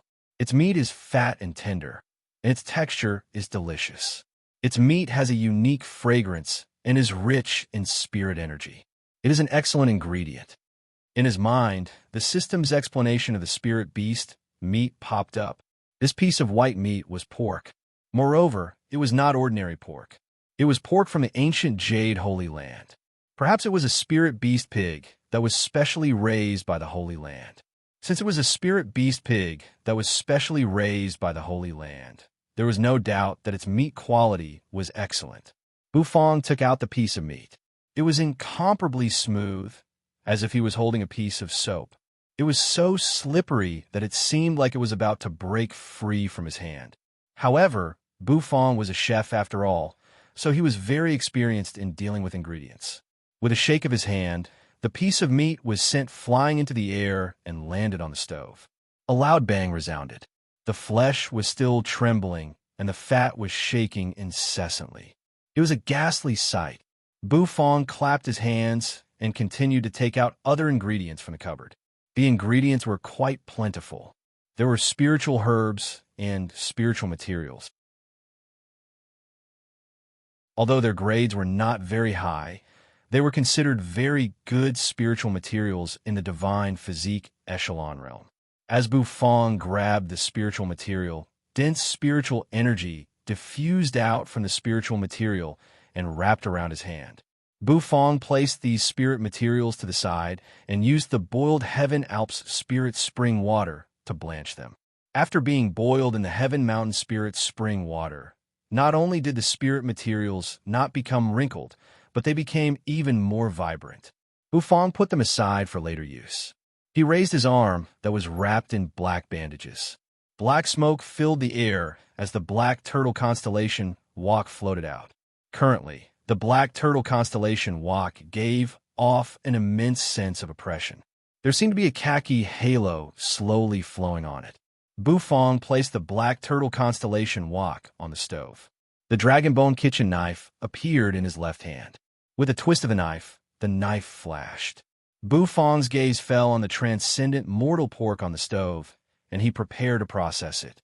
This treasure pagoda meat was a test of Bufong's knife skills. Knife skills were the most important step. The knife skills were crucial. Once there was a mistake, the taste and beauty of the dish would be greatly affected. With a flick of his finger, the dragon-bone kitchen knife spun in his hand. It was as though it was cutting through the air. Bufong pressed down on the pork with one hand and squeezed it with his fingers. The bounciness that returned to him made Bufong quite satisfied. It was indeed a good ingredient. In the next instant, Bufong's entire aura changed. He became aloof and domineering like a king. Rip! Like a shooting star tearing through the night, the pork was suddenly cut in half by the dragon-bone kitchen knife. Holding the knife horizontally, he pressed down on the pork with one hand. Swish! Slowly rubbing the kitchen knife, the piece of pork was cut off. It wasn't very thick. The tip of the knife pointed downwards, and the few corners were cut off, turning the pork into a neat hexagonal shape. This could be considered as completing the first step. This step couldn't be completed. It was to make the base of the treasured pagoda meat. However, the higher it was, the more of a test of his knife skills. Bufong lightly exhaled, and his mental energy instantly spread out. Because this was a delicate task, there couldn't be the slightest mistake. Thus, Bufong released the mental energy hidden in his spirit sea. The second piece of pork was cut off. Bufong's kitchen knife spun rapidly, dazzling and mysterious. It was as though a knife light was flashing. Soon, the second piece of pork was cut off. With a sweep of the knife, the pork was instantly sent flying. The hexagonal piece of pork spun in the air and landed on the base of the meat. It was flat and neat. The gap between the two pieces of meat was less than the size of a fingernail. Picking up another piece of meat, the knife light flashed and the meat was trimmed. The hexagonal piece of pork was placed on top of it. It was still less than the size of a fingernail. In the kitchen, the atmosphere was stifling and dull. Bufong's mental energy spread out, as though everything had turned into a quagmire. Piece after piece of meat was stacked on top of each other. Each piece of meat was quite thin. When the last piece of meat was stacked, a pagoda-shaped meat pagoda was completed. The meat pagoda was hexagonal, incomparably neat. The gap between each piece of meat had a strict requirement. The spirit energy was dense, and the pork was trembling. Bufong looked at it, and he couldn't help but take a deep breath. This dish required a lot of energy. However, there was no doubt that just looking at this dish was enough to make one's taste buds soar. Bufong took out a blue and white porcelain plate and used his kitchen knife to cut across the surface of the stove. He lifted the entire piece of treasured pagoda meat and placed it on the porcelain plate. Then, he started to heat the wok. Opening his mouth, a ball of red heaven and earth obsidian flame surged out. The flame burned fiercely, as though it was a mutated heaven and earth obsidian flame. Its temperature was much higher than the 10,000 bestial flames, and there was a unique energy exuding from it. Swish! He took out a jar of ice-hard jade urn wine and opened the lid. Instantly, a rich wine aroma wafted out. He poured some Heaven Alps Spirit Spring water into the black turtle constellation wok and placed the treasured meat pagoda inside. Steam rose from the wok from time to time. The wine aroma lingered. Bufong poured the ice-heart jade urn wine into the wok. Instantly, the wine flowed down from the top of the meat pagoda, covering every piece of meat. The rich wine aroma seeped into the meat. Swish! The meat pagoda that was watered by the ice-heart jade urn wine became crystal clear, as though it was inlaid with a layer of glass. The glass sparkled, and under the light, it emitted a dazzling radiance. With a thought, the mouth of the black turtle constellation wok closed, as though it was covered with a lid. However, he was steaming the treasured meat pagoda. During this process, Bufong started to process the other ingredients. He picked up a vermilion spirit fruit. There were many patterns moving on the fruit, and there was even a faint red glow. This was a lantern fruit. It was like a lantern, and the core of the fruit was inedible. The kitchen knife cut horizontally, cutting open the skin of the lantern fruit. He took out the golden core and threw it away. Then, he sliced the lantern fruit and set it aside. He picked up a ball of dark green spirit cauliflower. Bufong held the spirit cauliflower with one hand, and the knife light flickered continuously. He trimmed the spirit cauliflower until it was like a horned dragon. It was like a meticulously carved bonsai. The other ingredients were also carved by him and placed on a plate, ready to be used. He took out a long blue and white porcelain plate and placed the carved spirit cauliflower in a corner. He also scattered the sliced lantern fruit on top of it. Gulp, gulp. After doing all this, Bufong shifted his attention to the black turtle constellation wok. He stretched out his hand and placed it on top of the wok. He sent his consciousness into it and felt the flow of spirit energy within the wok. His mental force was like a quiet stream that flowed slowly, controlling the spirit energy to shuttle between the ingredients. In Bufong's perception, the treasure pagoda meat in the black turtle constellation wok began to swell at a speed visible to the naked eye after it was cooked.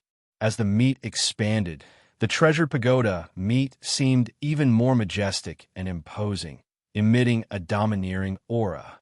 This was the domineering aura left behind by Bufong after he used the Overlord 13 blades to cut the meat.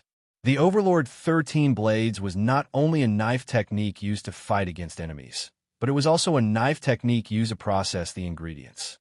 In other words, processing the ingredients was the most important and fighting against enemies was secondary. After the time it took for half an incense stick to burn, the treasure pagoda meat in the black turtle constellation wok was completely cooked. The Heavenly Alps Spirit Spring water had evaporated completely, and the Ice Heart Jade urn wine was absorbed by the treasure pagoda meat.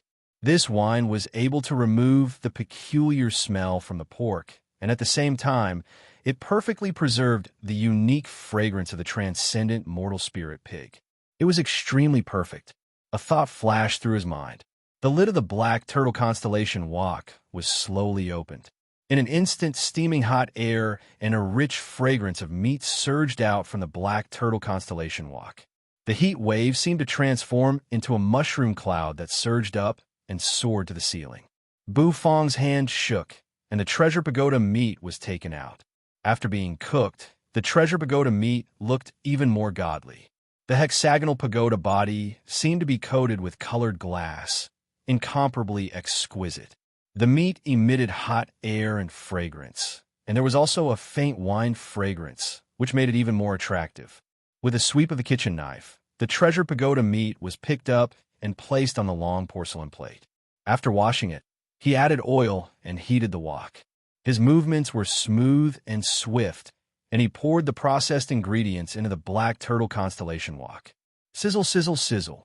Steaming hot air surged up, and the fragrance of the ingredients burst forth, stirring up one's appetite. These ingredients were quickly melted by Bu Fong. They turned into a rich broth, which was golden and incomparably resplendent. Swish! With a shake of the wok, the golden broth was poured into the wok. The broth was poured from the top of the treasure pagoda meat. Swish! It was like the sound of flowing water with the sizzling sound of hot air. Fragrance, spirit energy, and heat, the three intertwined endlessly. The treasured pagoda meat was instantly poured into a golden color. The golden glaze was resplendent and majestic, as if it had really turned into a pagoda, shocking one's eyes. The jade-green spirit cauliflower and some other ingredients were arranged on the plate. It was like a beautiful scenery under the pagoda, full of flowers. Sizzle. The wok spatula stirred in the wok, and soon, a milky white broth was cooked. Picking up the black turtle constellation wok, he poured the milky white broth into it. In an instant, the milky white broth occupied the porcelain plate. It was as if it had turned into a small pond with sparkling blue waves. The pond water was clear and white, and the spirit plants beside it were verdant and lush. Dots of color adorned it, and a golden pagoda stood majestically. It was as beautiful as an intoxicating landscape painting. Bu Fong put down the black turtle constellation wok, took a step back, and lightly exhaled. Treasured pagoda meat. Done.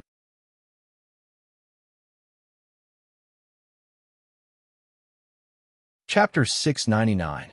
A picturesque scene, treasure pagoda meat. Bu Fong wiped off the water stains on his hands and gently exhaled as he looked at the treasure pagoda meat that he had just finished. The golden treasured pagoda meat, under the illumination of the light, emitted a resplendent luster. It was mesmerizing and incomparably dazzling. The milky white broth was separated from the treasure pagoda meat. It was as though a towering pagoda was standing in a pool of water in a towering mountain range. Dense spiritual energy floated up from the spiritual ingredients, and the milky white soup was still emitting a misty steam. The two intertwined, creating a hazy scene, causing the pagoda to be faintly discernible, as if it was standing in a paradise. Bu Fong's nose moved closer to the plate and took a deep sniff. Instantly, the aroma rushed into his nose and stirred his taste buds, causing his eyebrows to involuntarily twitch. Not bad. Bu Fong gave a small sigh of admiration. Although he had not tasted it, the meaty fragrance that permeated the air told him that it should be pretty good. Picking up the plate, Bu Fong walked out of the kitchen. In the restaurant, many people were already sitting upright, chatting and laughing. The fiery sorceress and Sheng, the tall and sturdy young Meiji, the ice-cold Yu, and the little girl Xiaoya. Oh, there was also Blackie, whose paws were dangling on the table. The moment they sensed Bu Fong walking out of the kitchen, everyone turned their heads, and their gazes landed on Bu Fong. They took in a deep breath. They were all shocked by the dish in Bu Fong's hands. Was that a dish? Why did it look so cool? The moment they saw it, the golden pagoda seemed to be emitting light, causing everyone's eyes to feel a slight sting. The dish actually shone brightly in their eyes. Unbelievable.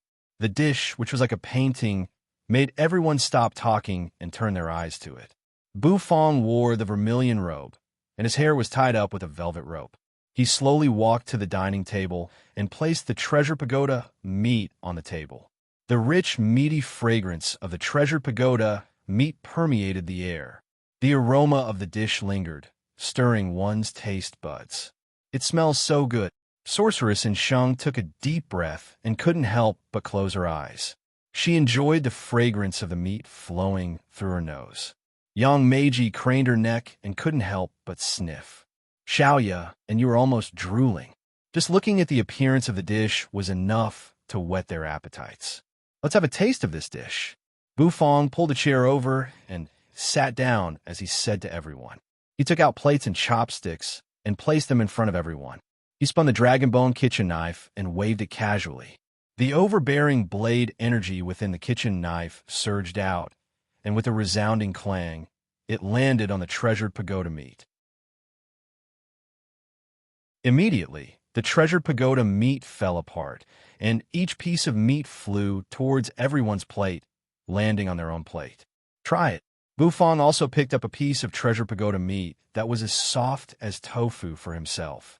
The treasure pagoda meat was steamed until it was mushy, and it was distributed into everyone's bowl.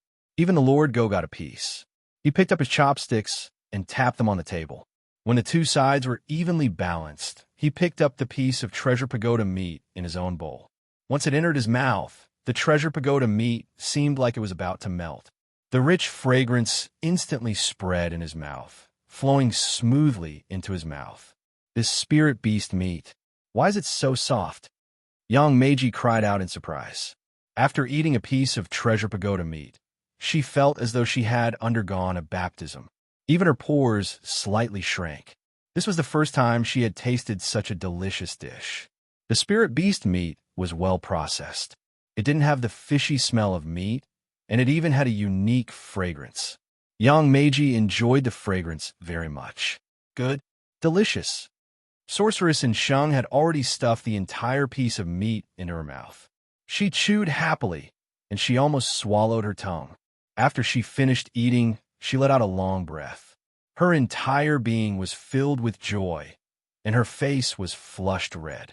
Her body trembled slightly, and the towering peaks on her chest also trembled along with her trembling. The little girl, you, and the Lord Go ate the treasured pagoda meat as if they hadn't eaten at all. Although the taste was very attractive to them, a piece of meat wasn't enough to satisfy them. The chopsticks were quickly pulled out, and pieces of meat were cut off from the treasure pagoda meat, and all of them were eaten. After eating, everyone carefully scooped a spoonful of milky white soup from the porcelain plate. The soup was very fresh, and because it had the fragrance of the ice-hard jade urn wine, it was even more delicious. In short, everyone present was full of praise as they ate. Bufang was also very satisfied in his heart. It seemed like the treasure pagoda meat was a success. There would be one more dish on the menu tomorrow. The corners of Bufang's mouth curled up, and his heart was filled with joy. It had been a long time since his restaurant added a new dish. After finishing the dishes, the others dispersed and left one after another. Young Meiji returned to her room, while Sorceress in Sheng left the restaurant and returned to the Star Tower. During the day, she would practice her culinary skills at Bufang's restaurant, and at night, she would return to the Star Tower to practice her alchemy skills. Recently, Sorceress in Sheng's interest in culinary skills had increased, and her alchemy skills had decreased. She had fallen in love with the feeling of cooking. Bufang kept the porcelain plate after he finished eating. Xiao Bai was in a deep sleep, and many of the chores had to be done by Bufang himself. It made him miss the days when Xiao Bai was around. After tidying up everything, the bright moon once again floated in the sky. As for Bufang, he was also having a headache about how to deal with the little girl's accommodation. In the end, he still knocked on Yang Meiji's door and let Xiaoya sleep with her. Although Yang Meiji looked a little rough, her room was especially gentle and delicate. The air was filled with the fragrance of a kind of spirit flower. Yang Meiji naturally agreed immediately because it was not a difficult matter. Only then did Bufang heave a sigh of relief. He could finally go back to his room to sleep. After arranging the little girl's accommodation, Bufang, on the other hand, returned to his own room, closed the door, and went to the bathroom to take a shower. After putting on his clothes, he leaned against the window and looked at the starry night sky. The night was silent. Valley of Gluttony, a warship sailed in without any scruples, a flag fluttering above it. It was the warship of the heavenly spring Holy Land. The old man standing in front of the warship clasped his hands, his hair slowly fluttering in the wind. The old man looked a little strange. His skin was brown and yellow, and there were obscure patterns flashing on his face. Because of the Taoye's attack, the Valley of Gluttony had pushed back the glutton god's banquet by 3 days, and it had not started yet. Because of the Taoye's interference, this year's glutton god banquet was stopped halfway, and everyone had to leave. However, after the announcement that the glutton god's banquet would resume, many people became excited. After all, the glutton god's banquet was the grandest banquet in the Valley of Gluttony. Moreover, many elders had participated in this year's glutton god's banquet. The glutton god's building square was being repaired. A warship came from outside the Valley of Gluttony, naturally attracting many people's gazes. Many people pointed at the warship in the sky. Suddenly, the warship stopped, no longer moving forward. Below was the majestic glutton god city. Swoosh! A figure flew out of the glutton god city, hovering in the air. Heavenly Spring, Holy Land's people. The sixth elder looked at the Heavenly Spring, Holy Land's warship, his face slightly grimaced. This group of people from the Holy Land was getting more and more lawless. The old man, standing on the bow, seemed to see the sixth elder. The corners of his mouth curled, revealing a warm smile. He stretched out his hand and pointed at the warship. Instantly, a terrifying aura filled the entire Valley of Gluttony. The sixth elder's face changed. The aura on his body surged, trying to block that attack. However, he was blown away by the finger. "Ask Chu Changxing to come out and see me," the old man said calmly. The Heavenly Springs Saint's son died in your Valley of Gluttony, and the Valley Master isn't here. As the great elder of the Valley of Gluttony, of course, you have to come out and give the Heavenly Spring Holy Land an explanation. Moreover, you'd better pray that this explanation can move me. Otherwise, today, I will flatten the Valley of Gluttony, the old man demanded. Slowly, Chu Changxing's figure emerged from the glutton god city. No one knew when he had appeared, but he was already standing on the bow of the warship. His deep eyes looked at the old man from the Holy Land. Chu Changxing's gaze made the old man's heart shiver. Chu Changxing wore a loose robe, revealing his domineering figure. You want an explanation? What explanation does the Heavenly Spring Holy Land want? Your saint's son offended me first. I'm already being merciful by not killing him on the spot, said Chu Changxing. The old man's eyes narrowed. Looking at Chu Changxing, the corners of his mouth rose. Chu Changxing is indeed Chu Changxing. You have guts. I heard that you even suppressed the Heavenly Springs Saint's son. You don't give the Heavenly Spring Holy Land any face, said the old man. The old man said, there was an oppressive aura emanating from his body, slowly spreading out. It was extremely terrifying. This was an expert, and he shouldn't be ordinary at all. In the distance, the elders of the Holy Lands were waiting to watch a good show. They belonged to different Holy Lands. Seeing the Heavenly Spring Holy Land take the lead, they were naturally excited. If you want to fight, hurry up. Chu Changxing's body suddenly bulged. The muscles on his upper body were like dragons, tearing his clothes apart. His entire body seemed to have become more muscular. Without another word, Chu Changxing stomped on the ground. A golden bowl whizzed out. He caught it in his hand and threw it out. The golden bowl whistled, turning into a golden radiance. It flew toward the experts of the Heavenly Spring Holy Land in the sky. A tiger's roar resounded. Behind the old man on the Heavenly Spring Holy Land's warship, a big multicolored tiger emerged. His eyes bloomed with radiance. The six-step soul ladder was condensed, and dazzling stars shone on it. Instantly, he and Chu Changxing began to fight. Valley of Gluttony. In front of the glutton god city, a giant hole with a diameter of more than 10 meters appeared, with jagged rocks everywhere. Blood splashed in the center of the hole. Chu Changxing's entire body was steaming. The marks on his body slowly disappeared. Looking at the warship of the Heavenly Spring Holy Land in the sky, he opened his mouth, and white smoke spurted out. Damn it, I can't drag it out any longer. I have to bring that little girl back. The inheritance needs to be inherited. Otherwise, the Valley of Gluttony will be slowly devoured by those damn bastards. Chu Changxing's aura descended. There was a big, bloody hole in his chest. Blood slowly dripped, but Chu Changsheng was still gazing at the warship, contemplating.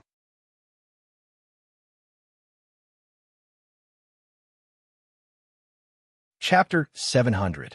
Great Elder, are you okay? The sixth elder slowly crawled out of the rubble. Gravel rolled down, and his face was grimaced. His mustache curled up, and his hair was disheveled. Looking at the big hole in Chu Changxing's chest, he was also frightened. Was the old man from the heavenly spring holy land that strong? He could injure Chu Changsheng severely. It's okay. That old man's wounds are worse than mine, Chu Changsheng said faintly. Chu Changsheng said casually. His hand glowed with a sparkling radiance. His palm covered the gaping hole in his chest. True energy surged, and sizzling sounds arose. In the next moment, the flesh on his chest squirmed, slowly squeezing toward the center, covering the wound. Loosening his hand, Chu Changxing's chest revealed a hideous scar. Sixth Elder, I might have to leave the Valley of Gluttony for a while. Tomorrow's Glutton God's Banquet will be hosted by you. Chu Changxing's eyes were deep as he looked out of the valley. The sixth elder was bewildered. What? He was going to host the Glutton God's Banquet? How could he host it? Although his power wasn't bad, he was still lacking compared to Chu Changsheng. Chu Changsheng was still a little intimidating to the people from the Holy Land. However, if it was him, the intimidation effect would be much weaker. Although he was also an elder, his status and position were worlds apart from Chu Changxing's. Go ahead and host it. Believe in yourself. Even if you can't host it well, how bad can it be? The muscles on Chu Changxing's face twitched. He took out a coat from his spatial ring and put it on. Then, he walked to the sixth elder and gently patted him. The sixth elder's face changed. Yes, the current situation was already very bad. How bad could it get? The holy lands of the Hidden Dragon Royal Court had already released their claws and teeth, attacking the Valley of Gluttony. They had nowhere to retreat. They knew the location of the White Taoyu's seal, but they hadn't acted yet. They were probably waiting for the Valley of Gluttony's inheritance. Once they knew the location of the inheritance, the Valley of Gluttony would lose its value, and the Royal Court's army would invade. Chu Changsheng sighed. How could he not understand the situation? However, even he felt helpless. The only thing he could do now was to find a successor for the Valley of Gluttony's inheritance. And the best candidate for the successor was that little girl, Xiaoya. As the Valley Master's daughter, of course, Xiaoya is the best candidate. Otherwise, he wouldn't have sealed the black Taoyu's soul in her body. Chu Changsheng sighed, standing on the city wall. As the wind blew, the sleeves of the coat fluttered slightly. Sixth Elder, everything depends on you, Chu Changsheng said. Then, while the sixth elder gawked in bewilderment, Shurian leaped up and landed in front of the Glutton God City. As if the ground had shrunk to an inch, he disappeared into the distance in just a blink of an eye. The sixth elder was dumbfounded, although what the great elder said made sense. But was it really good to be a shopkeeper who did not do anything? The sixth elder's mustache trembled. These few days, the Cloud Mist restaurant's business was booming. Many experts of the Pill Palace flocked over. After all, the Cloud Mist restaurant's name was exceptionally popular in Heavenly Mist City. Heavenly Mist City was the main city of the Pill Palace. Countless experts and alchemists gathered here. The Pill Palace was no longer the Pill Palace of the past. In Heavenly Mist City, restaurants were no longer strange. Because of the Cloud Mist restaurant, many restaurants popped up like bamboo shoots after a spring rain. Many alchemists and experts no longer rejected restaurants. They would go in and have a taste. Of course, in terms of taste, they could not be compared to the Cloud Mist restaurant. After all, that restaurant had the legendary dark horse, Owner Boo. Owner Boo's culinary skills were famous for being top-notch. Anyone who had tasted his dishes had nothing to say. Heavenly Mist City, Star Tower dazzling light constantly bloomed on the Star Tower, dazzling and resplendent. All of a sudden, A beam of light shot out from the top of the star tower, shooting straight into the sky. Many people were shocked. In the next instant, carriages and horses slowly entered Heavenly Mist City's outskirts. That was the carriage of the Pill Palace's palace master, Luo Danqing. Many people recognized it and couldn't help but feel suspicious. Many people who knew the situation were even more confused. Didn't the palace master go to the glutton god's banquet organized by the Valley of Gluttony? Why did he come back? And looking at his appearance, he seemed to be in a hurry. Could it be that something bad happened? Once Luo Danqing's carriage entered the Star Tower, the radiance of the Star Tower disappeared. In the next instant, the doors of the Star Tower opened, and Luo Danqing's figure dashed out. Luo Danqing clasped his hands behind his back as he walked in the air. His hair fluttered in the wind. His eyes gazed into the distance, looking at the location of the Cloud Mist restaurant. There was a strange light surging in his eyes. He was also at the Glutton God's banquet. He clearly saw what Bufang did there. It was because he saw it that he felt a little confused and shocked. What did Honorbu do at the Glutton God's banquet? Not only did he offend the Heavenly Spring Saint's son, but he also provoked the Black Tao Ye's tyranny, causing the Heavenly Spring Saint's son to fall. He even fought with the White Tao Tai. He took the Tao Ye's soul and ran away. This was simply trampling on the face of the Holy Lands. With the royal court's Holy Land's desire for face, they would definitely not let Bufang off. It was not hard to imagine that there would definitely be a large army coming, and those troops would definitely not be weak. Luo Danqing took a deep breath. He didn't know what to do next. To protect Bufang, Luo Danqing, didn't have the face to push Bufang out. Luo Danqing, also didn't have the face to do such a thing. Previously, when the Pill Palace was in danger, it was Bufang who stood up and saved them. Now that Bufang was in danger, the Pill Palace actually pushed him out. This kind of thing wasn't something that the white-faced scholar, could do. However, if he didn't push Bufang out, the Pill Palace would very likely face the danger of destruction once again. This time, it wasn't just the ancient Shura city, but the true holy lands of the hidden dragon royal court. What should he do? Luo Danqing's face revealed a conflicted expression. His figure moved, instantly stepping on the air toward the Cloud Mist restaurant.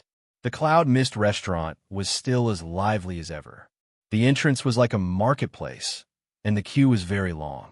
When Luo Danqing appeared, many people recognized him. Instantly, they exclaimed in surprise and made way for him. Luo Danqing was also a little embarrassed. If it was any other time, he would have rejected these people's offer. However, today, he really had something to discuss with Bufang, so he didn't stand on ceremony. Soon, he entered the restaurant. He didn't see Bufang, but he saw Yu, who was lying on a chair. This woman's slender legs were fair and straight, and her beautiful face was slightly closed. She was lying under the path understanding tree, taking a nap. He also saw the little girl who had swallowed the Heavenly Springs Saint's son at the Glutton God's banquet.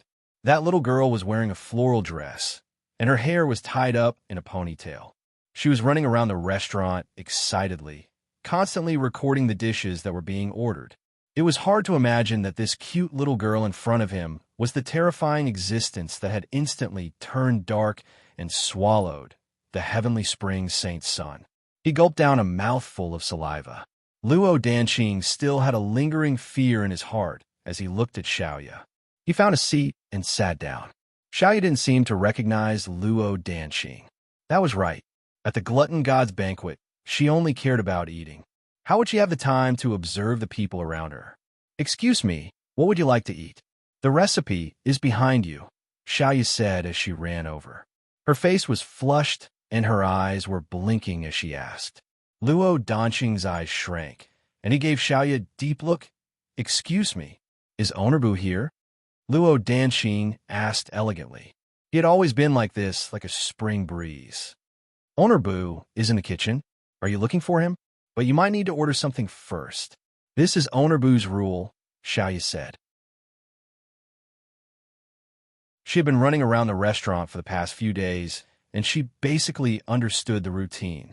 When she was in the Valley of Gluttony, she had worked in a restaurant before, so naturally, she could easily understand the tasks. Then give me a treasured pagoda meat. Luo Danqing nodded his head. He glanced at the menu and saw the treasure pagoda meat at the top. He immediately spoke. Also, tell Owner Bu that the Pill Palace's master, Luo Danqing, has something to say to him. After Luo Danqing ordered the dishes, he reminded the waiter. Xiaoya nodded her head, turned around, and walked toward the window. Xiaoya relayed Luo Danqing's order and his words to Bufang. Bufang, who was cooking in the kitchen, was stunned. All right, I got it. Bring this dish out. All right, let the palace master wait, Bufang said. Then the kitchen knife in his hand spun, and the ingredients flew everywhere. Luo Danqing swallowed his saliva. This was his first time in Bufang's restaurant. Although he had heard many people talking about how magical Bufang's restaurant was and how delicious the dishes were, the atmosphere was a little different. He had been to famous restaurants in the Valley of Gluttony, but the feeling he got from those restaurants was completely different from the Cloud Mist restaurant. His eyes turned and fell on Yu, who was taking a nap. This woman was a netherworld creature, incomparably terrifying. She could be in existence at the Great Void Realm. Great Void Realm, according to the Divine Soul Realm, it was a terrifying existence with 8 or even 9 steps of the Soul Ladder. Even Chu Changsheng, the pillar of the Valley of Gluttony, had only condensed 7 steps of the Soul Ladder. And that fat black dog seemed to be in existence not weaker than that netherworld woman.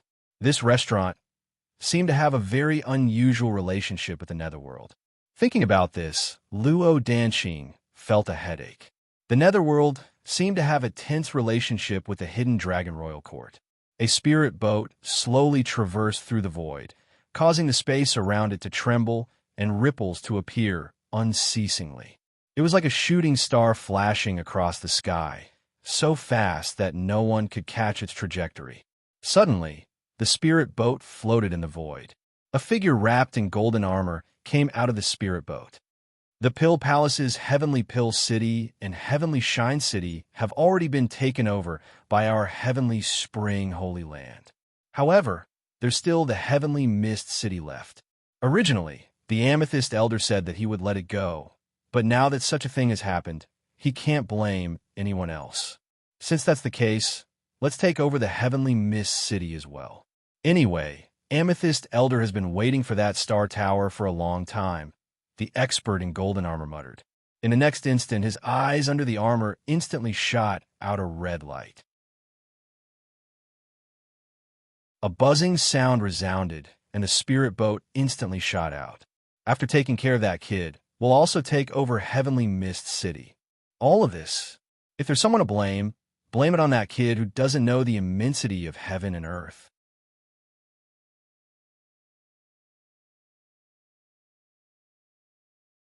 Chapter 701. Bufang put down the kitchen knife in his hand. After getting rid of the water on his hand, he turned around to look at young Meiji and Sorceress and Sheng behind him. At this moment, the two of them were concentrating on practicing their knife skills and cooking dishes. Of course, they weren't cooking the dishes that the customers had ordered. Instead, it was the task that Bufang had assigned to them. He wanted them to practice and familiarize themselves with cooking. Actually, cooking was a process of practice makes perfect. When you practice cooking more dishes, your culinary skills would naturally improve. If you paid more attention to the details, you would be able to reach the next level. Of course, this so-called reaching the next level was not enough for Bufang. He had strict requirements for his apprentices. Naturally, he wouldn't let them pass so easily. After walking around their stove for a while, Bufang expressionlessly nodded. Looking at the two of them who were concentrating, Bufang couldn't help but think of the 2 chef apprentices in Fong Fong's little store in the Light Wind Empire, Xiao Xiaolong and Yu Fu. I wonder what level the cooking skills of those 2 little fellows have reached now. Rubbing his temples, Bufang didn't want to think about it. Now wasn't the time for him to return to the Light Wind Empire. Bufang was a little excited. When he returned, he didn't know what kind of surprise the 2 kids would give him. Walking out of the kitchen, Bufang went to the restaurant. The sun was setting in the west. The number of customers in the restaurant gradually decreased. Many people knew that it was time for Owner Bu to call it a day. However, in the restaurant, Luo Danqing was still sitting quietly and elegantly. In front of him was a jar of white jade wine. It was the Frost Blaze Path Understanding brew. He squinted his eyes, holding a blue and white porcelain cup in his hand. He poured the cool wine into it, and the thick wine fragrance spread out, lingering around the tip of his nose. He couldn't help but take in a deep breath. As a self-proclaimed romantic scholar, Luo Danqing naturally loved wine. He didn't expect that the restaurant would have such good wine. He drank it so much that he forgot to go home. Unfortunately, there was only one jar of this wine a day, so he treasured it very much. At first glance, Bufang saw Luo Danqing. His eyebrows slightly arched as he walked in front of him, pulled a chair, and sat down. Previously, Xiao had told him that Luo Danqing was looking for him. At that time, he was busy and didn't have time to reply. Now, he could listen to what Luo Danqing was looking for him for. At the Glutton God's banquet, Bufang naturally saw Luo Danqing. When he was in trouble, Luo Danqing didn't stand up for him. However, Bufang didn't blame him. After all, Luo Danqing was weak. However, Bufang didn't blame Luo Danqing, and that was it. His impression of Luo Danqing wasn't too good, but it wasn't too bad either. Tisk, Luo Danqing gulped down the Frost Blaze Path Understanding brew in the blue and white porcelain cup. His face creased as he let out an admiring sigh. His brows relaxed as if he had just experienced something really good. Good wine. Delicious. Luo Danqing opened his eyes, gazing at Bufang with a blurry look in his eyes as he said with a smile. Of course. Bufang's face was expressionless. With a flip of his hand, he also took a small porcelain cup and poured himself a cup of wine. He raised the wine in his hand and clinked it with Luo Danqing's cup. Cheers! In the next instant, Bufang gulped down the entire cup. As the boiling hot wine flowed down his throat, it rushed to his heart in the next instant, transforming into an ice-cold feeling that penetrated his heart. This made Bufang let out a sigh of relief. Cheers! Luo Danqing was bewildered. In the next instant, a smile bloomed on his face as he gulped down the wine. If I knew that Owner Bu has good wine here, I would come here every day to drink. Such good wine is really unforgettable. Luo Danqing sighed. This is the best wine in this restaurant. However, there might be better wine in the future, Bufang said. After saying that, he poured himself another cup, feeling pleased with himself. Luo Danqing looked at Bufang pouring wine as if he was his friend. The corners of his mouth instantly twitched. There wasn't much wine. Could he leave some for him? Then I won't beat around the bush. That day in the Valley of Gluttony, when I saw Owner Bu in trouble, I didn't help. It was my fault. However, Owner Bu should know that he has provoked the royal court's holy ground. The royal court, which likes to save face, won't let Owner Bu off easily. So, Luo Danqing's face was solemn as he opened his mouth to say. Bufang drank the wine, one hand supporting his chin as his eyes indifferently looked at Luo Danqing. So what? Bufang said lazily. Bufang's tone made Luo Danqing's brows furrow. His heart shuddered. He knew that Bufang probably didn't care about the impending danger. However, this was normal. After all, this restaurant had two great ethereal realm creatures of the netherworld guarding it. What did Owner Bu have to fear? Moreover, Owner Bu's black pot was almost tyrannical. Even the white Taotai was dumbfounded. It was obvious that the skilled were bold. However, Luo Danqing took in a deep breath. No one knew more than him how terrifying the royal court was.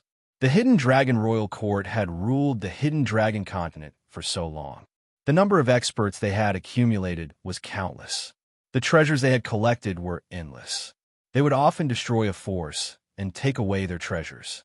After so many years, the Hidden Dragon Royal Court had developed to an unfathomable level.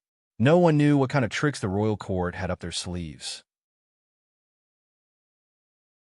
Back then, the Heavenly Springs Saint's son died because of his carelessness and arrogance.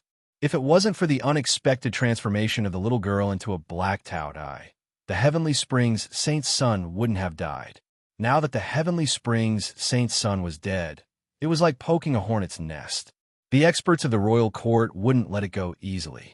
Although the heavenly spring Holy Land was just one of the holy lands of the royal court, the current royal court was much stronger than the Valley of Gluttony. A Saint Sun wasn't even a peak existence in the royal court. If there was an almighty expert, the two great ethereal realm creatures of the netherworld wouldn't be enough. Sighing, Luo Danxing looked at Bu Fong and said, "That's why I want to remind Owner Bu to run. The royal court really can't be provoked." As he said this, Luo Danxing seemed to have aged a lot. In this world, there were always many things that people couldn't control and couldn't do anything about. Facing the hidden dragon royal court, he felt helpless and hopeless. The royal court almost destroyed the Pill Palace just by controlling the ancient Shura city. If it wasn't for the existence of Onerbu and Heavenly Mist City, the Heavenly Mist City might have become a force of the royal court and been taken over by them. In reality, he was just a failure. Run. Bu Fong was stunned. He didn't expect that after listening to Luo Danxing for half a day, he would actually say such a thing. Why should I run? I'm opening my little restaurant. Am I bothering them? Bu Fong took a sip of wine and asked calmly. No, you've already provoked them. If you don't run, you might be destroyed. Owner Bu, you might also die a horrible death, Luo Danxing said desolately. If Bu Fong left, the last Pill City of the Pill Palace would probably fall. At that time, the Pill Palace would only exist in name. Horrible death? If it doesn't work, just take the blame. Bu Fong said calmly. Take the blame. The corner of Luo Danxing's mouth twitched. His gaze fell on Bu Fong's arm that was wrapped in black bandages. Previously, Owner Bu used this arm to hold the black walk and smash the terrifying white Tao Tai. To be honest, he couldn't understand Bu Fong's combat power. He was just at the divine physique echelon who had broken through one shackle. No. Luo Danxing was stunned. He released his senses and discovered that Bu Fong's aura had undergone a shocking change. A few days ago, he was just at the divine physique echelon who had broken through one shackle. Now he was at the peak of the divine physique echelon who had broken through 5 shackles. What was going on? Did Onerbu break through? But this breakthrough time span, wasn't it too strange? Others broke through 1 level at a time. Did Onerbu break through 5 levels at once? Luo Danxing's expression was a little strange. He realized that anything that was related to Onerbu would be a little confusing. Onerbu, your strength? Luo Danxing's lips quivered.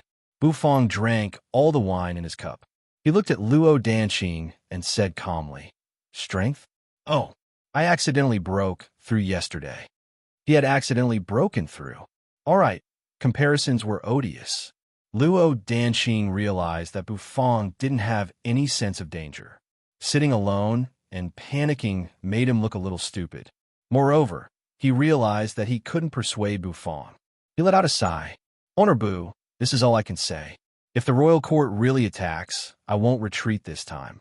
After all, without Owner Bu, there wouldn't be a Pill Palace. Luo Danxing stood up, his face instantly becoming more serious. All right. Bu Fong also nodded seriously. This Luo Danxing could be considered a sentimental person. After saying that, Luo Danxing turned around and walked out of the door. Wearing a green robe, he strolled under the setting sun. His shadow was elongated, making him look a little lonely. Bu Fong leaned against the door of the restaurant, watching Luo Danxing leave. The royal court Holy Lands attacked? Would a true expert make a move? Afraid that he would die a horrible death, Bu Fong gently exhaled. No matter who it was, he would use a walk to knock them down. If 1 walk didn't work, then he would use 2. If 2 walk didn't work, then he would use the Lord Go. Bu Fong shrugged his shoulders. This lazy dog had eaten so many sweet and sour ribs. If he didn't exercise, he would become as fat as a pig. Luo Danxing left the restaurant, clasping his hands behind his back as he slowly walked on the street. The bustling Heavenly Mist City made him a little absent-minded. As the Pill Palace's palace lord, he had always been high and mighty. He rarely strolled on the streets like this. Today, walking on the streets gave him a different feeling. In the past, on the streets of the Pill Palace, both sides of the street were peddlers selling elixirs.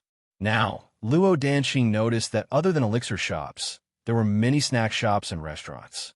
Walking on the street, the aroma of food wafted in the air. He was a little absent-minded. The appearance of Bufong seemed to have changed the entire Pill City. Outside Heavenly Mist City, the void distorted. A spirit boat emerged from the void, and a wave of terrifying energy instantly filled the air. After the Shura field attack, Heavenly Mist City's defense had increased by a lot. The city walls were filled with guards patrolling. The moment the spirit boat appeared, the guards noticed it.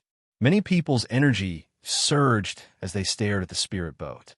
However, in the next instant, the terrifying energy that was released from the spirit boat caused the legs of the guards on the city walls to go soft. The guard commander, a divine physique echelon expert who had broken through 5 supreme being shackles, widened his eyes and his body trembled. The spirit boat was like a malevolent monster as it floated above the city walls. The bow of the boat was aimed at the city walls, and a terrifying energy was released. The surroundings became quiet at this moment. Tap, tap, tap. Under the frightened gazes of the guards, the clear sound of footsteps rang in their ears. In the next instant, a figure slowly walked out of the spirit boat. His entire body was wrapped in golden armor, and he carried a dark green machete on his back. A terrifying energy spread out, causing the guards to tremble. Heavenly Mist City, I've finally arrived.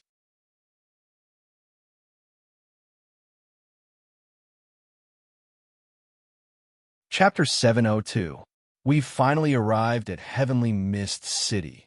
Within the spirit boat, a man covered in golden armor. Even his head was wrapped in a golden helmet. In the silent surroundings, only the clanking sounds of armor colliding could be heard. He let out a sigh, looking at the majestic Heavenly Mist City in front of him, his scarlet eyes flashing. Starting from the Valley of Gluttony, he didn't use the teleportation array. Instead, he relied on the speed of the spirit boat to finally arrive in front of Heavenly Mist City. Heavenly Mist City was bustling. From outside the city walls, one could see the row upon row of tall buildings. Within the tall buildings, there were flickering lights, and there were many figures. That golden-armored man slowly walked, and the guards on the city walls of Heavenly Mist City did not dare to breathe. Some of their legs went soft, and they fell to the ground on their butts. Some of them were so frightened by the terrifying pressure that their bodies trembled uncontrollably. Their bodies seemed to be frozen, unable to move. What a frightening aura. This aura made people not dare to move. It was as if the moment they moved, that aura would strangle them to death. The spirit boat slowly moved, and soon it stopped on top of the city walls. The golden-armored man stepped down from the spirit boat, stepping on the city walls. With a cracking sound, the bricks of the city walls cracked under the golden-armored man's step. "Oh, I'm sorry. I accidentally used too much force." The golden-armored man's apologetic voice rang out, but from his tone, there was no sense of apology at all. The man pulled out the foot that had sunk into the bricks, and his other foot stepped down. However, his strength changed, and he controlled it well, as if he was walking on flat ground. After the golden-armored man walked down from the spiritual boat, a large group of golden-armored experts came out from the spiritual boat. Those experts were also wrapped in golden armor, but it wasn't as thorough as the man leading them. The man leading them only revealed a pair of ferocious, beast-like eyes, which was truly terrifying. Golden Saber's gaze swept over these weak guards, and a hint of disdain flashed in his eyes. These were the forces outside of the royal court. They were pitifully weak. Whether it was their true energy cultivation or their body's spirit, compared to the forces of the royal court, they were too far behind. The Heavenly Spring Holy Grounds Golden Armor Guards were composed of battle-hardened divine, physique echelon, and even divine soul echelon experts. Their combat prowess was terrifying, and they could form mysterious battle formations to kill their enemies. This time, he had brought 50 golden armor guards, which was enough to form a small-scale battle formation. Once the battle formation appeared, No matter how overbearing the existence of the great void netherworld was, he would still have to bleed. Each of the 50 golden armor guards emitted an aura similar to that of a berserk and savage beast, causing the hearts of the heavenly mist city's guards to tremble. The gazes of these golden armor guards were like lightning. Every time they swept past them, the heavenly mist city's guards felt as if they were being pricked by needles. One by one, they shifted their gazes away. In terms of momentum, they were much weaker. These Jinjiawi were much more ferocious than the Shura army. Golden Saber slowly walked to the side of the guard commander. The commander's entire body was trembling. He was pressed down by the pressure to the point that he couldn't move at all. Golden Saber raised his hand, and his palm, which was covered in golden armor, gently patted on the commander's shoulder, causing the latter to kneel on the ground. His knees caused the bricks on the city wall to crack, and cracks spread out in all directions. Guard the city wall well. Don't say anything that you shouldn't say, Golden Saber calmly said. Golden Saber said faintly. In the next instant, he raised his palm, rubbed the palm that was covered by the armor, and walked down the city wall. The guards were trembling. The commander, who was kneeling on the city wall, couldn't even stand up. His pupils dilated, and sweat continuously dripped down his face. His body slightly trembled, terrifying. It was really too terrifying. The commander felt as if he was being stared at by a peerless savage beast. If he made any strange movements, he would be torn to pieces by that expert in an instant. Who were these people? Why did they come to the heavenly mist city? The commander's heart was full of doubts. His professional ethics told him that he needed to inform the Pill Palace Master. However, his body couldn't move at all. How hateful! Luo Danqing clasped his hands behind his back. The night wind blew gently, causing his hair to flutter. He walked on the streets of the heavenly mist city, smelling the fragrance of snacks and elixirs in the air. His face couldn't help but reveal a smile of enjoyment. This kind of peaceful life wasn't bad at all.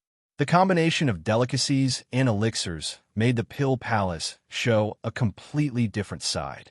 The monotony of the past seemed to be gone forever, and it also made the Pill Palace shine with vitality. Originally, because the Pill Palace only researched elixirs, the entire Pill Palace was a little extreme and lifeless. However, because of the addition of delicacies, it was like a new life was injected, making the entire city seem to come alive.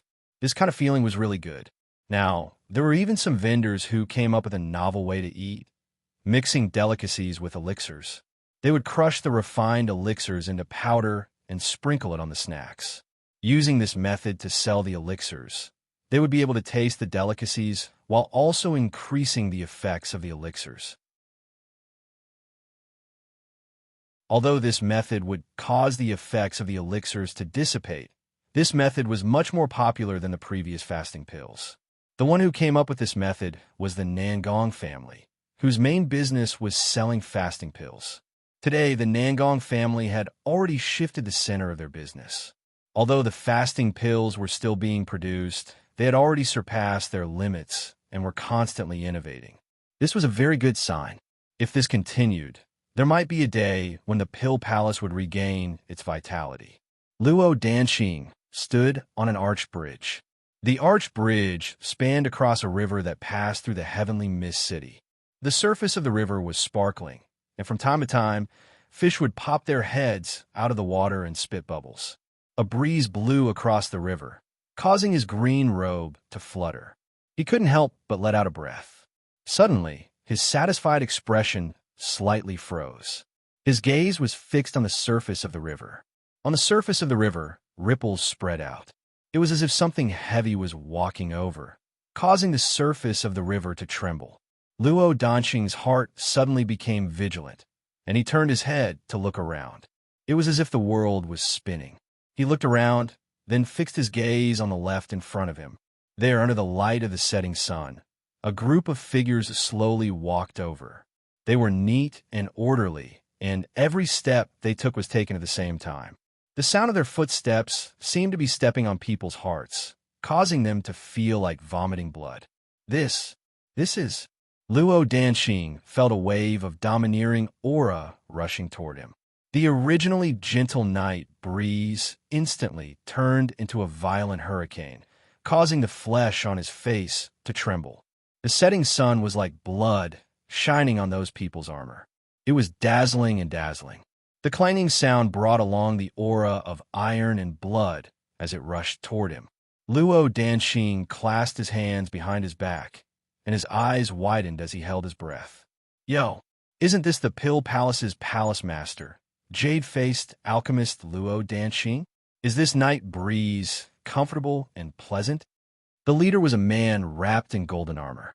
His aura was as domineering as a fierce beast, causing Luo Danxing to feel a wave of pressure. His entire body was covered in golden armor. You are the Heavenly Spring Holy Land's golden armor guards. Luo Danxing took a deep breath, taking a step back as he asked in a low voice. When did the Heavenly Spring Holy Land's golden armor guards enter Heavenly Mist City? Why didn't he receive any news? What were the guards doing? At this moment, Luo Danxing inexplicably felt a little irritated. He knew that the Heavenly Spring Holy Land's experts would appear, but he didn't expect them to appear so quickly. He didn't even have time to make any arrangements. He had just informed Owner Boo, and now the Golden Armor Guards had appeared. He didn't even have time to breathe. Oh, Palace Master Luo actually knows us. That makes me a little surprised. Golden Saber laughed, but that laughter made Luo Danxing's scalp tingle. Why aren't you Golden Armor Guards staying in the Royal Court Holy Land? What are you doing in my Pill Palace's Pill City? Luo Danxing's face darkened as he shouted. Golden Saber's scarlet eyes looked at Luo Danxing indifferently. Don't play dumb. You know why we're here. My Heavenly Spring Holy Land's experts wielding the god-slaying weapon fell in the Pill Palace. Have you thought about the consequences? We originally wanted to give your Pill Palace a chance to breathe, but unfortunately, you didn't grasp this chance. Amethyst Elder naturally sent this protector to take over Heavenly Mist City and take away the Star Tower. Golden Saber spoke slowly, but made Luo Danxing's face change. You bunch of bandits. It's impossible for me to hand over the Star Tower to you. Luo Danxing roared. A green longsword appeared in his hand, and his aura suddenly increased. With a swing of the sword, thousands of sword energy instantly flew everywhere. Terrifying sword energy filled the air, blasting towards Golden Saber. Luo Danxing's face was ashen. Above his head, 3 steps of the green soul ladder appeared. Terrifying true energy revolved around his body, as if it had turned into a storm. A weak chicken with 3 steps of the soul ladder dares to show off in front of this protector? Who gave you the courage? Golden Saber's scarlet eyes looked at the sword energy surging over, instantly mocking him. In the next instant, he took a step forward. Above his body, an extremely terrifying blade energy suddenly appeared. That blade energy revolved, and thousands of sword energy shattered under this blade energy. With a swing of his hand, the blade energy swept towards Luo Danxing. The entire arch bridge collapsed at this moment, and the river water was sent flying, flowing backwards. Boom! Luo Danxing's green longsword reached his chest. With a clang, the longsword shattered, turning into fragments that filled the sky. A mouthful of blood spurted out, and Luo Danxing's face was as pale as paper. Strong. Too strong. One of the 13 protectors of the Golden Armor Guards was indeed terrifying, as expected of the army that the Holy Land used to conquer. Run. At this moment, Luo Danxing only had this thought. His figure landed on the ground, and the tips of his feet lightly pushed against the ground. He lightly floated up, dashing towards the distance. Lord Protector, should we kill him? The incomparably cold Golden Armor Guard's voice came, respectfully asking Golden Saber. No need. Leaving him alive won't hurt much. At the same time, let's see where he can escape to. It would be best if he can lead us to that little chef. This way, it will save us a lot of trouble, Golden Saber said indifferently. Golden Saber said casually. Then, the crowd once again moved forward, slowly chasing after Luo Donqing's figure. Luo Donqing's mouth was bleeding, but his body was as light as a swallow. He wanted to escape. Originally, he wanted to find Bufang, but with a thought, he gave up on finding Bufang. Instead, he turned and ran towards the Star Tower. I hope I can drag this out for as long as I can. I only hope that Owner Boo can listen to my words. Hurry and escape. Luo Donqing sighed in his heart. Cloud Mist Restaurant. Bufang, who was curled up on a chair and enjoying the sunset, slightly moved his originally squinted eyes. He opened them and looked into the distance. The setting sun in the distance was like blood, incomparably cold. Bufang's heart moved. He seemed to have a strange feeling. He rubbed his nose, then continued to close his eyes, enjoying the rare tranquility. Lord Go, who was lying under the Path Understanding tree, opened his dog eyes and opened his mouth to yawn. His gaze glanced into the distance, as if he was thinking of something. He smacked his lips, turned over, and continued to sleep.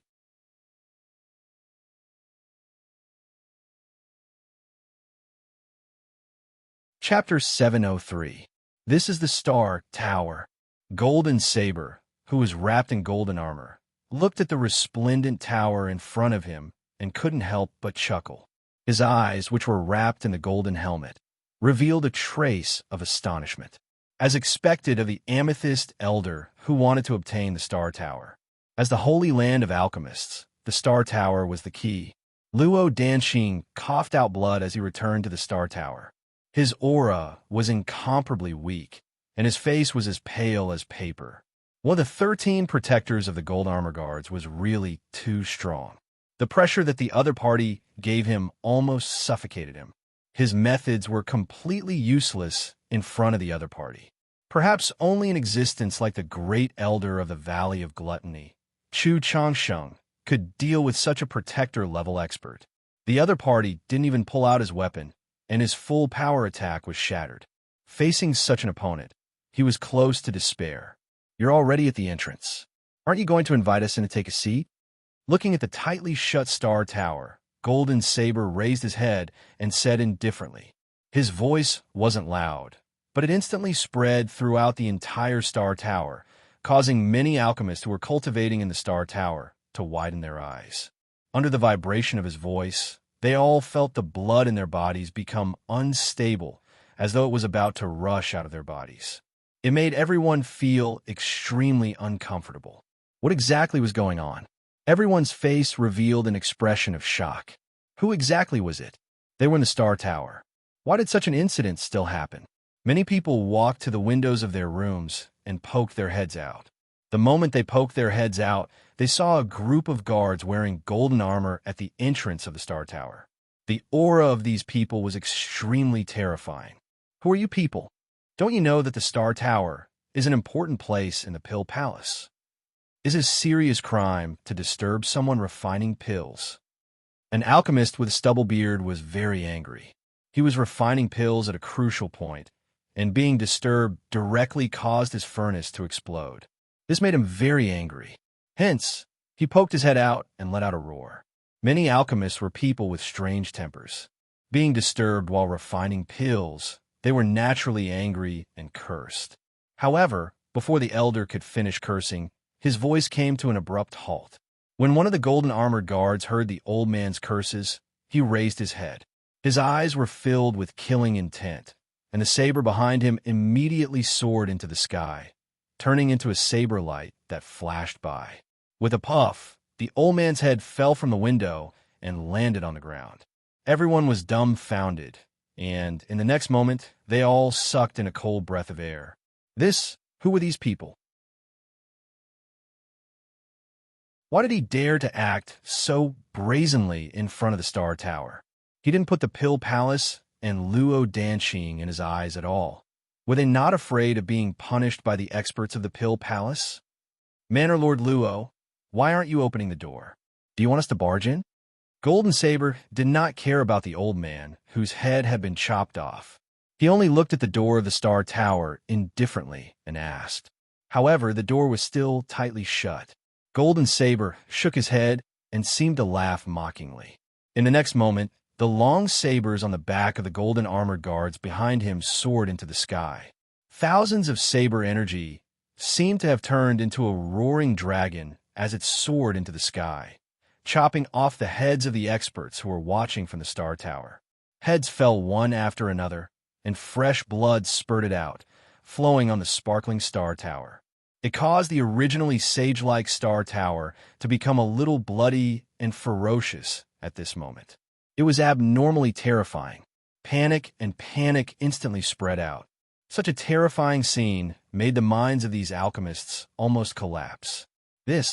What exactly happened? Why were those golden armored guards so rude and unreasonable? In the Star Tower, it seemed to be silent for a long time. In the end, a helpless sigh came out. With a creak, the door of the Star Tower slowly opened. Bufong closed the restaurant's door, stretched his neck, and walked towards the kitchen. Young Meiji and Sorceress and Sheng also left the kitchen. Hence, Bufong began to practice his culinary skills. Whenever he was free, he would practice cooking new dishes. Although the practice would not have any obvious effect on the improvement of his culinary skills, it would at least give him a clear memory of cooking. In the sky, the stars slowly rose up, hanging high in the night sky. They twinkled, giving off a dazzling radiance.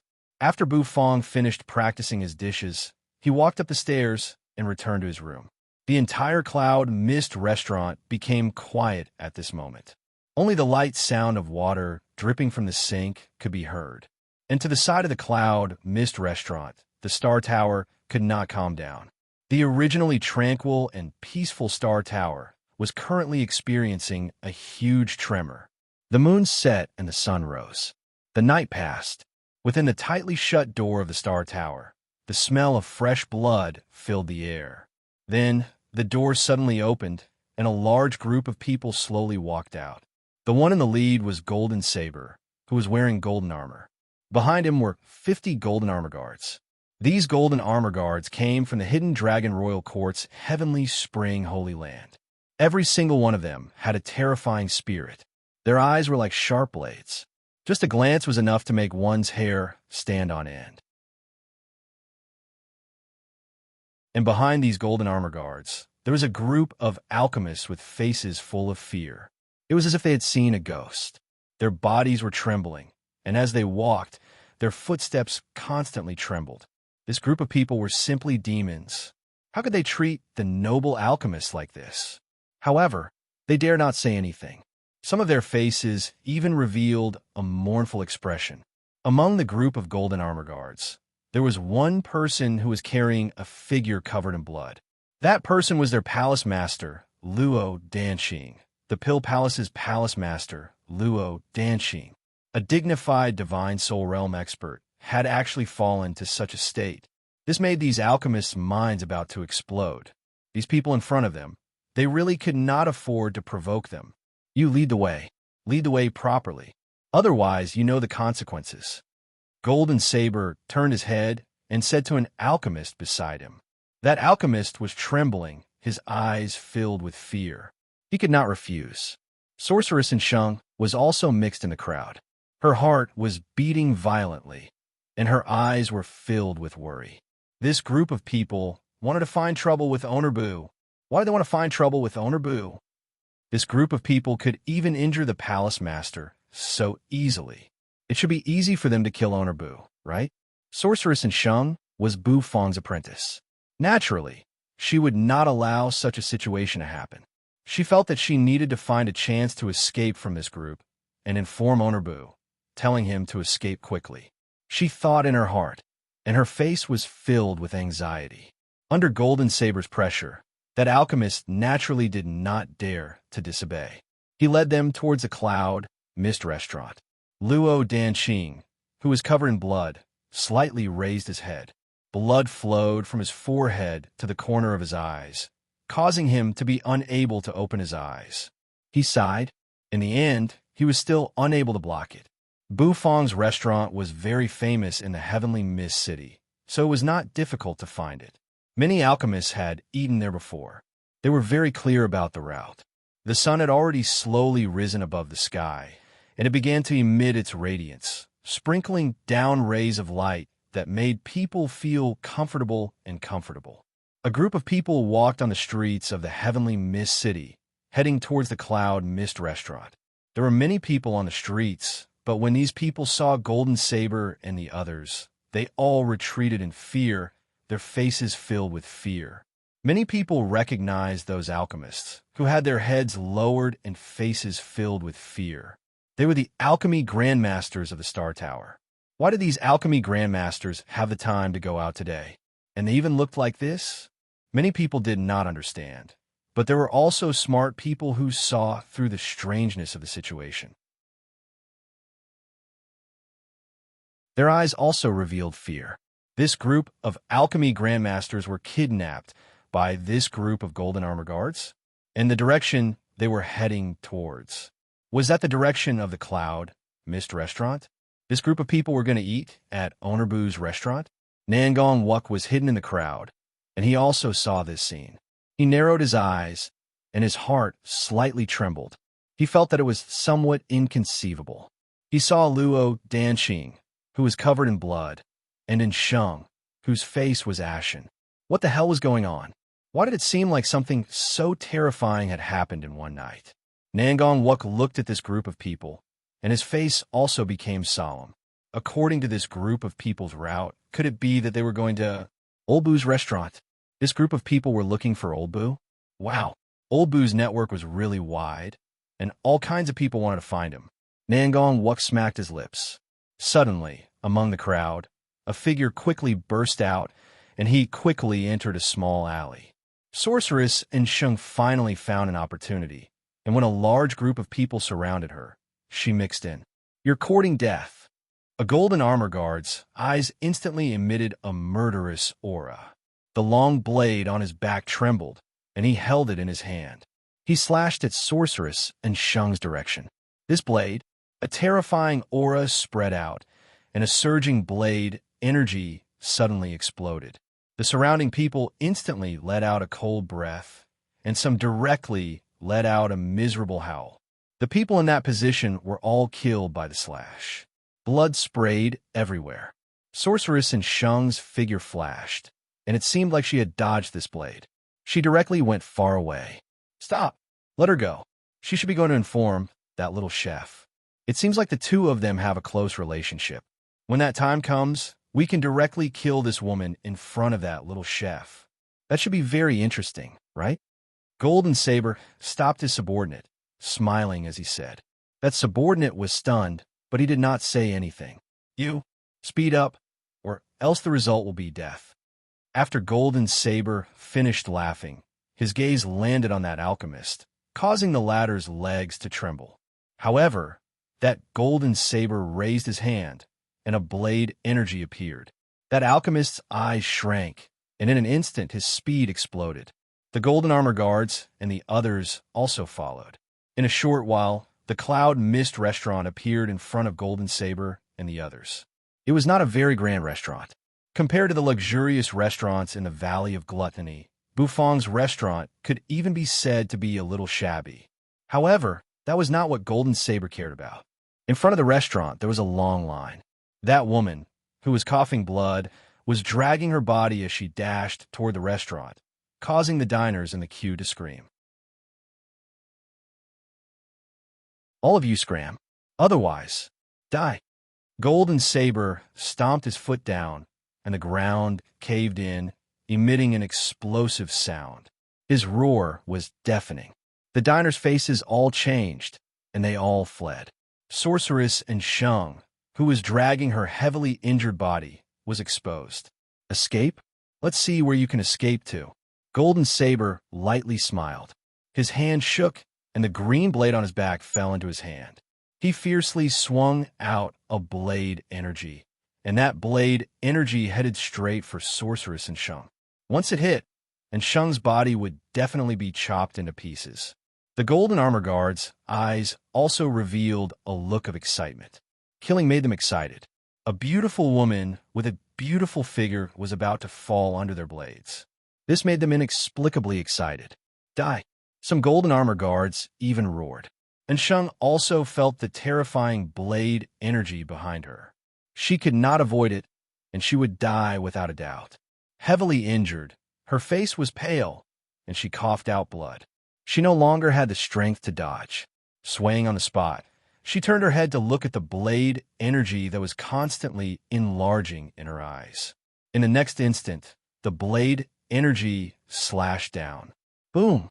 However, just as the blade energy was about to completely tear Sheng into pieces, a black walk descended from the sky, smashing in front of Sheng. That blade energy suddenly slashed on the black walk.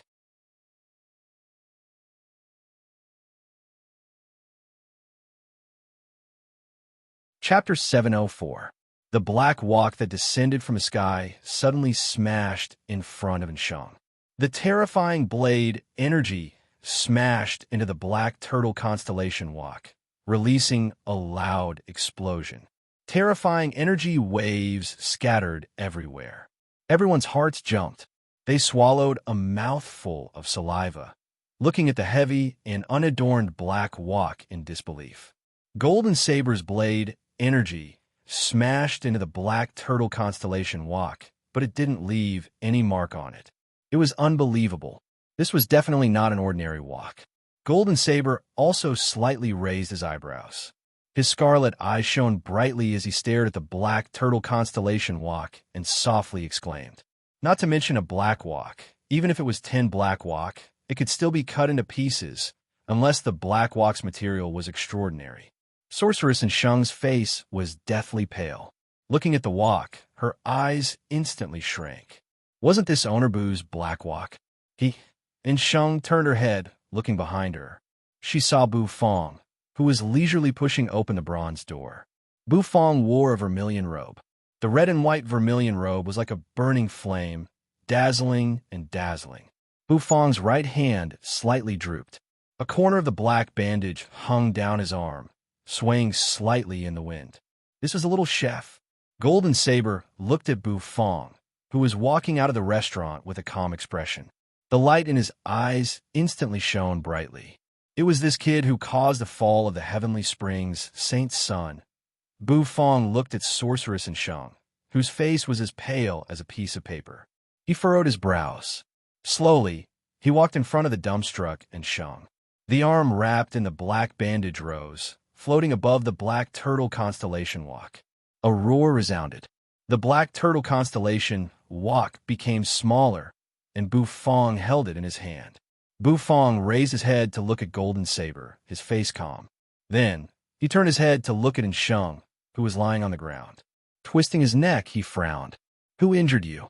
Sorceress Sheng had yet to regain her senses. She was shocked by Bu Fong's domineering entrance. For a long time, Bu Fong had given her the impression that he was cold on the outside but warm on the inside. He was not good with words and was a very simple-minded person. Who would have thought that Owner Bu could be so domineering? However, he couldn't be too domineering right now. The enemy was simply too strong and not easy to deal with. Didn't he see that even the palace master Luo Danxing was beaten like a drowning dog? Owner Bu, run. Sorceress Sheng turned around and shouted subconsciously. Run? All you have to do is tell me who did this to you. Bu Fong waved the black turtle constellation walk, and a gust of wind blew, causing his hair to flutter. Very domineering. Little chef, I was the one who injured him. So what? Golden Saber looked at Bu Fong, who was holding a wok and acting cool, and he felt a burst of anger. Didn't this little chef know that he was about to face Protector Golden Saber? Even the great elder of the Valley of Gluttony, Chu Changsheng, had to be wary of him. This little chef actually didn't put him in his eyes at all. He was really courting death. So it's you? Bu Fong lifted his head, his face expressionless as he looked at Golden Saber, whose entire body was wrapped up tightly. Just how shameful was this guy to cover himself up so tightly? Bu Fong held the black turtle constellation wok, gently exhaling. Bullying my Bu Fong's apprentice chef? Do you really think that I, Bu Fong, have a good temper? Bu Fong's eyes narrowed. In the next instant, He took a step forward. The energy on his body began to rise unceasingly, as though there were supreme shackles swaying behind him. The 5 supreme shackles were so eye-catching. As they swayed, a terrifying energy surged out from his body. Everyone was stunned. Sorceress and Shung was also stunned. Nangong Wuk, who was hiding in the crowd, also twitched his mouth. Old boo, you're really a clown. This golden saber in front of you was an existence that could crush the palace master. You're just a weak chicken in the divine physique echelon. What are you showing off for? You can't even take a slap from him. Sorceress in Shung's eyes were filled with despair. She thought that Owner Boo had some kind of trump card since he was so domineering. In the end, he stood out like a fool and exploded with the energy of the divine physique echelon. Even if he was at the peak of the divine physique echelon, could he be Golden Saber's opponent? The difference was really too big. Sizzle. A pitch-black energy rose from the bandage on Bu Fong's hand, then covered Bu Fong's entire arm. You're really courting death. Even Chu Changsheng doesn't dare to act cool in front of me. You little chef, who do you think you are? Boom! The scarlet energy in Golden Saber's eyes suddenly exploded, and the energy on his body surged. A terrifying pressure instantly spread out, causing everyone to shiver. It was as though a towering mountain was pressing down on them. The golden armored guards didn't move, but the alchemists behind the golden armored guards felt their legs tremble. With a thud, they directly knelt on the ground. Some people couldn't bear the terrifying energy, coughing out blood as they retreated. Everyone's eyes revealed an incomparably frightened expression. This was the energy of the divine soul realm. Moreover, it wasn't an ordinary divine soul realm expert. That white soul ladder. 1 step, 2 steps, 3 steps, 7 steps. A total of 7 steps. This kind of existence. How could it appear in the Pill Palace? Everyone's faces changed. They had never seen a divine soul realm expert in their entire lives. Today, it was an existence at the divine soul realm with a 7-step soul ladder. That kind of existence was much stronger than the palace master Luo. This little chef's opponent was actually such a terrifying existence. The energy on Golden Saber's body shot up to the sky. The 7-step soul ladder bloomed with dazzling radiance, and at the top of the 7-step soul ladder, there was a star that was reflecting light. This was the unique symbol of the royal court's experts, the star reflection. Because each of the hidden dragon royal court's 7 great sage represented a star, they could receive the support of the star's power, which made their fighting power even stronger. Golden Saber was the Heavenly Spring Holy Land's protector, so the support he received was naturally from the Heavenly Spring star above the Heavenly Spring. Boom! Boom! Many people felt a wave of pressure, and the ground seemed to be about to crack.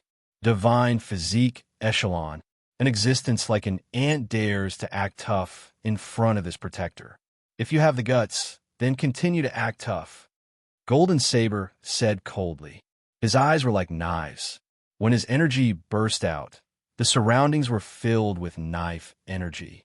That sharp knife energy seemed to cut the ground, causing it to continuously crack. Inside the Cloud Mist restaurant, you held a porcelain plate in one hand, while the other was eating dragon blood rice.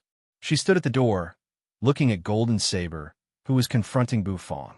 The little girl also imitated you, holding a plate with one hand and using a porcelain spoon with the other to scoop up egg-fried rice. She stared at them with wide eyes. Lord Go didn't care about any of that. He breathed heavily while facing the porcelain plate, eating the delicious sweet-in sour ribs. Nothing could disturb Lord Go while he was eating sweet-in sour ribs. Even if the sky fell, it wouldn't work. Bu Fong tilted his head, looking at Golden Saber indifferently. He had the system, so Golden Saber's pressure was not a threat to him. Gently exhaling, Bu Fong turned to look at Sorceress and Shang, whose body was trembling. You go into the restaurant first. Let Yang Meiji help you deal with your wounds, said Bu Fong. Sorceress and Shang was stunned. She seemed to see the undeniable look in Bu Fong's eyes. And Shang crawled up from the ground and limped toward the restaurant. The closer she got to the restaurant, the weaker the Golden Saber's pressure became. This caused Sheng's heart to freeze, and she was quite surprised. Looking at Yu and Xiaoya, who were leaning against the door and eating, and Sheng's mouth couldn't help but twitch. At this moment, she seemed to realize that she had become an apprentice in an extraordinary place. Seeing Sorceress and Sheng enter the restaurant, Bu Fong turned his head back. His gaze swept around, landing on Luo Danqing, who was covered in blood and on the verge of death. It was hard to imagine that Luo Danqing, who was so spirited yesterday, had turned into such a miserable state today. Without a doubt, all of this was done by the guy in front of him. Little chef, you have an inseparable relationship with the fall of the heavenly spring's Saint Sun. Moreover, you took in the Netherworld's creatures without permission. Your crime is unforgivable. Kill. Golden Saber said solemnly. As his voice fell, a murderous aura shot up to the sky. Golden Saber took a step forward. His figure instantly appeared in front of Bu Fong, as if he had shrunk the ground to an inch. The terrifying pressure caused a surging airflow, causing Bu Fong's hair to flutter. The velvet rope that tied his hair also fluttered in the wind. Golden Saber raised his palm, wanting to kill Bu Fong with one palm. He really couldn't stand looking at this pretentious little chef. With his 7-step soul ladder divine soul realm strength, killing a weak chicken in the divine physique echelon was too easy. At this moment, the air seemed to be squeaking due to the pressure. A palm suddenly fell. Boom! A loud sound rang out. Everyone's eyes shrank at this moment, and their breathing became sluggish. Even Golden Saber's heart trembled. He looked over in disbelief, realizing that his palm actually didn't turn that pretentious little chef into minced meat. A black wok blocked his palm. With his full force, his palm still couldn't leave any mark on the black turtle constellation wok. Instead, from within the black wok, there seemed to be an extremely terrifying beast roaring and rushing out. It frightened Golden Saber a little, making him take a step back. Bu Fong's true energy poured into the black turtle constellation wok, shaking it hard. The black turtle constellation wok shook Golden Saber's palm. Then, the black turtle constellation wok was waved, smashing toward Golden Saber's head. When Bu Fong used the black wok, he liked to smash people's heads. The feeling of the black wok and the head hitting each other made Bu Fong feel really comfortable. The Tao Tai arm, which was wrapped in black gas, suddenly burst forth with a terrifying power. The wok was swung with terrifying power. Golden Saber seemed to feel a sense of danger. Both of his hands formed a cross in front of his chest. However, when the black wok smashed down, he still felt a wave of terrifying energy explode. There was a loud rumble. Golden Saber was directly smashed by Bu Fong, making him take 1 or 2 steps back. With every step he took, the bricks on the ground crumbled under his feet. Everyone saw Golden Saber retreat, and they were all stunned. With the strength of the divine physique echelon realm, he forced back a divine soul realm expert. This F***king. Where did Honorbu come from? Bu Fong's arm, which was wrapped in black bandages, seemed to let out a low roar. Bu Fong felt a little numb in his palm. Obviously, Golden Saber's palm was also very unimaginable. If I had known earlier, I would have pulled out a strand of that lazy dog's fur. Bu Fong sighed. After all, there was still a huge gap between him and a divine soul realm expert. If that lazy dog could directly make a move, it would be good. However, that lazy dog would not easily make a move. Unless it was a matter of life and death. When the sweet and sour ribs was in danger, that lazy dog would move its claws. Usually, Bu Fong could not use it. Of course, at this moment, if Xiaobai was here, it would be much easier. Bu Fong sighed. Fighting and whatnot was very tiring. However, sometimes he had no choice but to fight. As a person drifting in the world, how could he not throw a wok? Golden Saber, who was forced back by the wok, instantly exploded. A terrifying energy filled the air, and streams of knife energy slashed towards Bu Fong. It was as if he wanted to chop Bu Fong to death.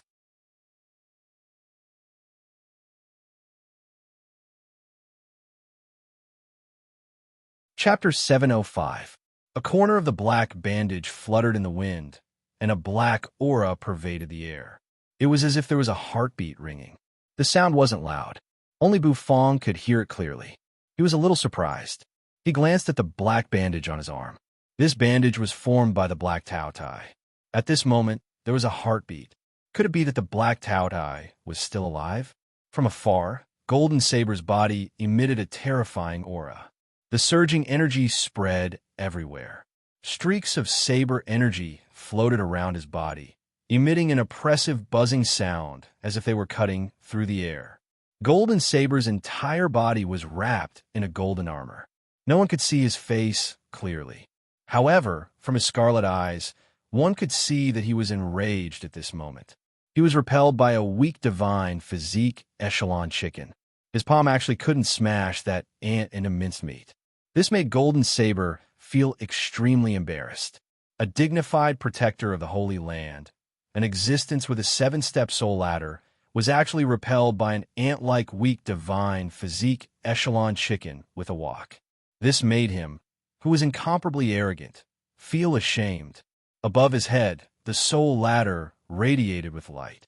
Terrifying energy constantly gushed out from it, bombarding the void, causing the void to emit noises as if it couldn't bear the heavy burden. A dazzling star shone on Golden Saber. The descending energy made Golden Saber's aura even more terrifying. Die! Golden Saber's scarlet eyes moved. His last roar sounded like the roar of a wild beast. The terrifying saber energy stagnated in the air for a while before bursting out with a loud bang. They all shot towards Bufong, intending to tear Bufong into pieces. This power made everyone feel frightened and oppressed. The moment the saber energy burst out, the terrifying energy waves also rolled, causing the surrounding people's faces to change. This move was enough to flatten the entire restaurant. Could Owner Bu block it? Nangong Wuk, who was in the crowd, also shrank his eyes. He sucked in a breath of cold air. Oh, but hold on. When facing the saber chi wantonly cutting at him, the saber chi enveloped him in all directions. Bufong's expression turned solemn. Suddenly, he had a thought, and the expression on his face suddenly became a little strange. In the next instant, with a thud, the black turtle constellation wok was placed on the ground. Bufong actually chose to give up on using the black turtle constellation wok in the face of that terrifying saber energy. Was there something wrong with his head? Many people were puzzled when they saw Bufong's actions. They had witnessed the power of the black turtle constellation wok. It was able to send the golden saber flying, which was enough to prove the power of this black wok. But, facing Golden Saber's full power explosion, Bufong actually chose to give up on using the black turtle constellation wok. Was he seeking death? Without the black turtle constellation wok, how could he fight against Golden Saber? Bufong raised his hand, and the black bandage on his arm made a rustling sound. Unexpectedly, it loosened from his arm and swayed in circles. A roar resounded from within the bandage, and black energy filled the air. That bandage soared into the air, wrapping around Bufong's body. Bufong's arm was pitch black, and there was black energy emitting from it. In front of him, it turned into a horrifying beast with its giant mouth wide open.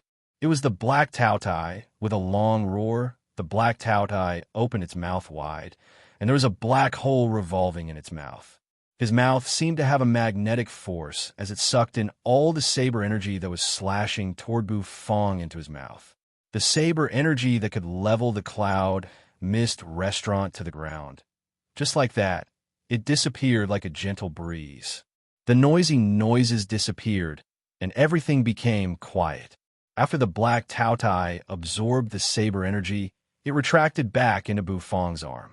With a rustling sound, the bandage wrapped around it, and it returned to its original appearance. It was as if nothing had happened. Bufong was a little dumbfounded. This black Tao Ye's soul, did it come out just to show off? Show off and then run. It was really Tao Tai. Tao Ye's soul. The Tao Ye's soul is really with you, kid.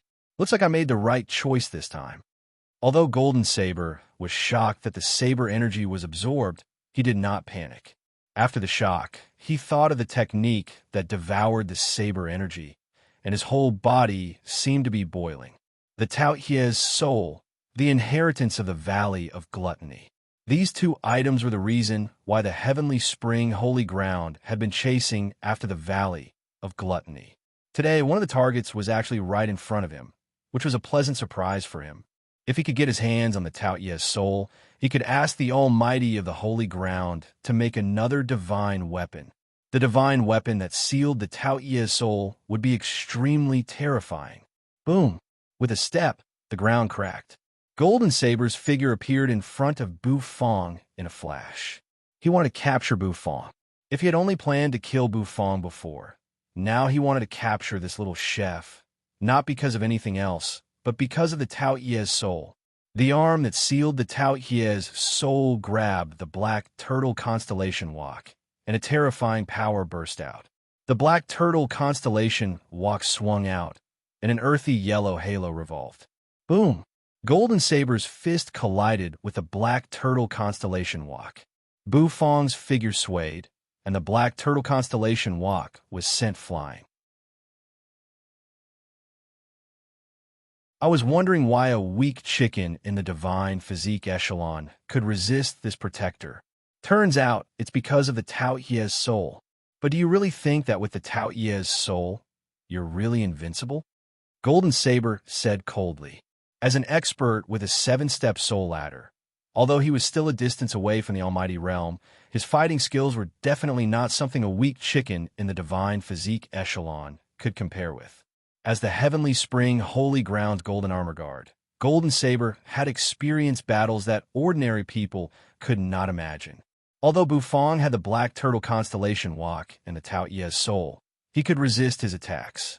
However, Golden Saber was not anxious, and he quickly calmed down. Indeed, once he used his skills, Bu Fong was completely led by the nose. Golden Saber's speed was really too fast.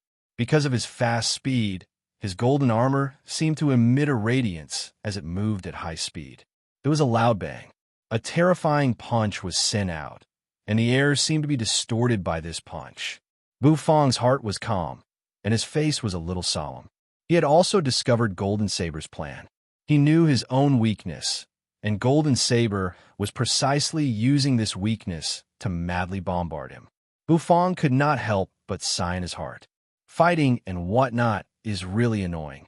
In a restaurant, you placed a porcelain plate in front of her mouth and licked it. Her plump red lips, because of the oil, became very glossy, and it looked very alluring. Looking at Bu Fong, who seemed to be unable to hold on, you expressionlessly turned around and entered the restaurant. She placed the porcelain plate on the table. Looking at Lord Go, who was facing the plate and eating the sweet and sour ribs, she suddenly reached out her hand. At this moment, Lord Go was immersed in the sour and sweet taste of the sweet and sour ribs. The dog fur on his body seemed to be stretched out, fluttering in the wind. That kind of comfortable feeling made him feel like he was about to sink into it. Bu Fong's sweet and sour ribs was still the best. Lord Go sighed in his heart. All of a sudden, Lord Go's dog eyes widened, feeling a little numb on his scalp. Lord Go tilted his head to look, seeing you, who was reaching out her hand to grab his dog fur. The most terrifying thing was that the air suddenly became quiet. You blinked her eyes, looking at Blackie with a little embarrassment. Lord Go's dog mouth was still stained with the drunken juice. His eyes slightly narrowed, with a kind of expression that made you feel very awkward. Little girl, what do you want to do to Lord Go's dog fur? A magnetic and gentle voice rang out. Lord Go couldn't help but groan. Although you looked embarrassed, after being frozen for a while, she exerted more strength in her hand, trying to pull the dog fur off. Lord Go's dog head was almost lifted up. Woof! Stop it! You little girl, be careful that Lord Go will give you a paw. You can pull the fur, but can you be more gentle? Pull it one strand at a time. You're grabbing so much. Do you really think that Lord Go's dog fur can be blown by the wind? Lord Go was a little speechless, a little gloomy. You was bewildered, then loosened her hand. Lord Go looked at you from the corner of his eye. This stupid girl. Fortunately, this girl knew Lord Go. Otherwise, he would slap her. Lord Go's body shook. Instantly, a strand of dog fur flew out of his body, hovering in the air. Here, the dog fur you want. Just this once. Don't do it again, Lord Go said vigilantly. His lustrous and soft dog fur could not be destroyed again. Just one strand. You grabbed the pitch-black dog fur, frowning. She was a little dissatisfied. Just one strand? How many more strands do you want? Lord Go's fur can't be blown by the wind. Lord Go's eyes widened, and his fur stood on end. He looked like he was going to slap her to death if she didn't agree with him. You pouted her lips. Holding the dog fur, she turned around and walked out of the restaurant. This smelly girl. She's so arrogant, huh? She still despises me. Lord Go grunted, then attacked the last few pieces of sweet and sour ribs on the porcelain plate. You walked to the door, holding the dog fur. She looked into the distance. There, Golden Saber was laughing crazily. Bufong was constantly attacked, retreating quickly. The vermilion robe was fluttering, and the black turtle constellation walk was shaking. However, Bufong was still expressionless. That calm look made Golden Saber a little crazy. He wanted to see the feeling of frustration and despair when he tortured his enemy. But why was this little chef so calm? Wasn't he afraid of death? Couldn't he show a despairing expression? Otherwise, this protector would have no sense of accomplishment. Now, Golden Saber's scarlet eyes, which were wrapped in his armor, suddenly brightened. His hand reached out, grabbing the handle of the knife he had been carrying on his back. His aura underwent a drastic change at this moment. With a clanging sound, the knife light shot into the sky, and the knife energy crisscrossed in all directions. Go to hell, kid. Golden Saber's eyes revealed a domineering look. That golden long knife suddenly slashed horizontally, and a terrifying power circulated on it. Strange patterns flashed on the knife's body. This was the god-slaying knife. Golden Saber had taken it, a weapon that was specially used to deal with the netherworld creatures. Among the god-slaying knives, it was ranked third. Using it to injure this weak chicken was a little overkill. However, Golden Saber was already high, and he couldn't control himself. True energy poured into the god-slaying knife, and suddenly, the air seemed to shake as though it was about to be shattered. In the next moment, the golden god-slaying knife bloomed with a dazzling golden knife light, slashing the sky and splitting the earth. Its target was Bufong. Bufong stood blankly on the spot, and the expression on his face was a little strange. Sensing the aura of the god-slaying knife, God-slaying Xiao Bai is about to return. Countdown to return. 3, 2, 1. In front of the restaurant, Chu's long black hair fluttered, and the dog fur in her hand suddenly ignited with a dark blue light. You're tuning in to the Warrior Lore YouTube channel. Don't forget to subscribe and join us on this journey to catch the most captivating stories.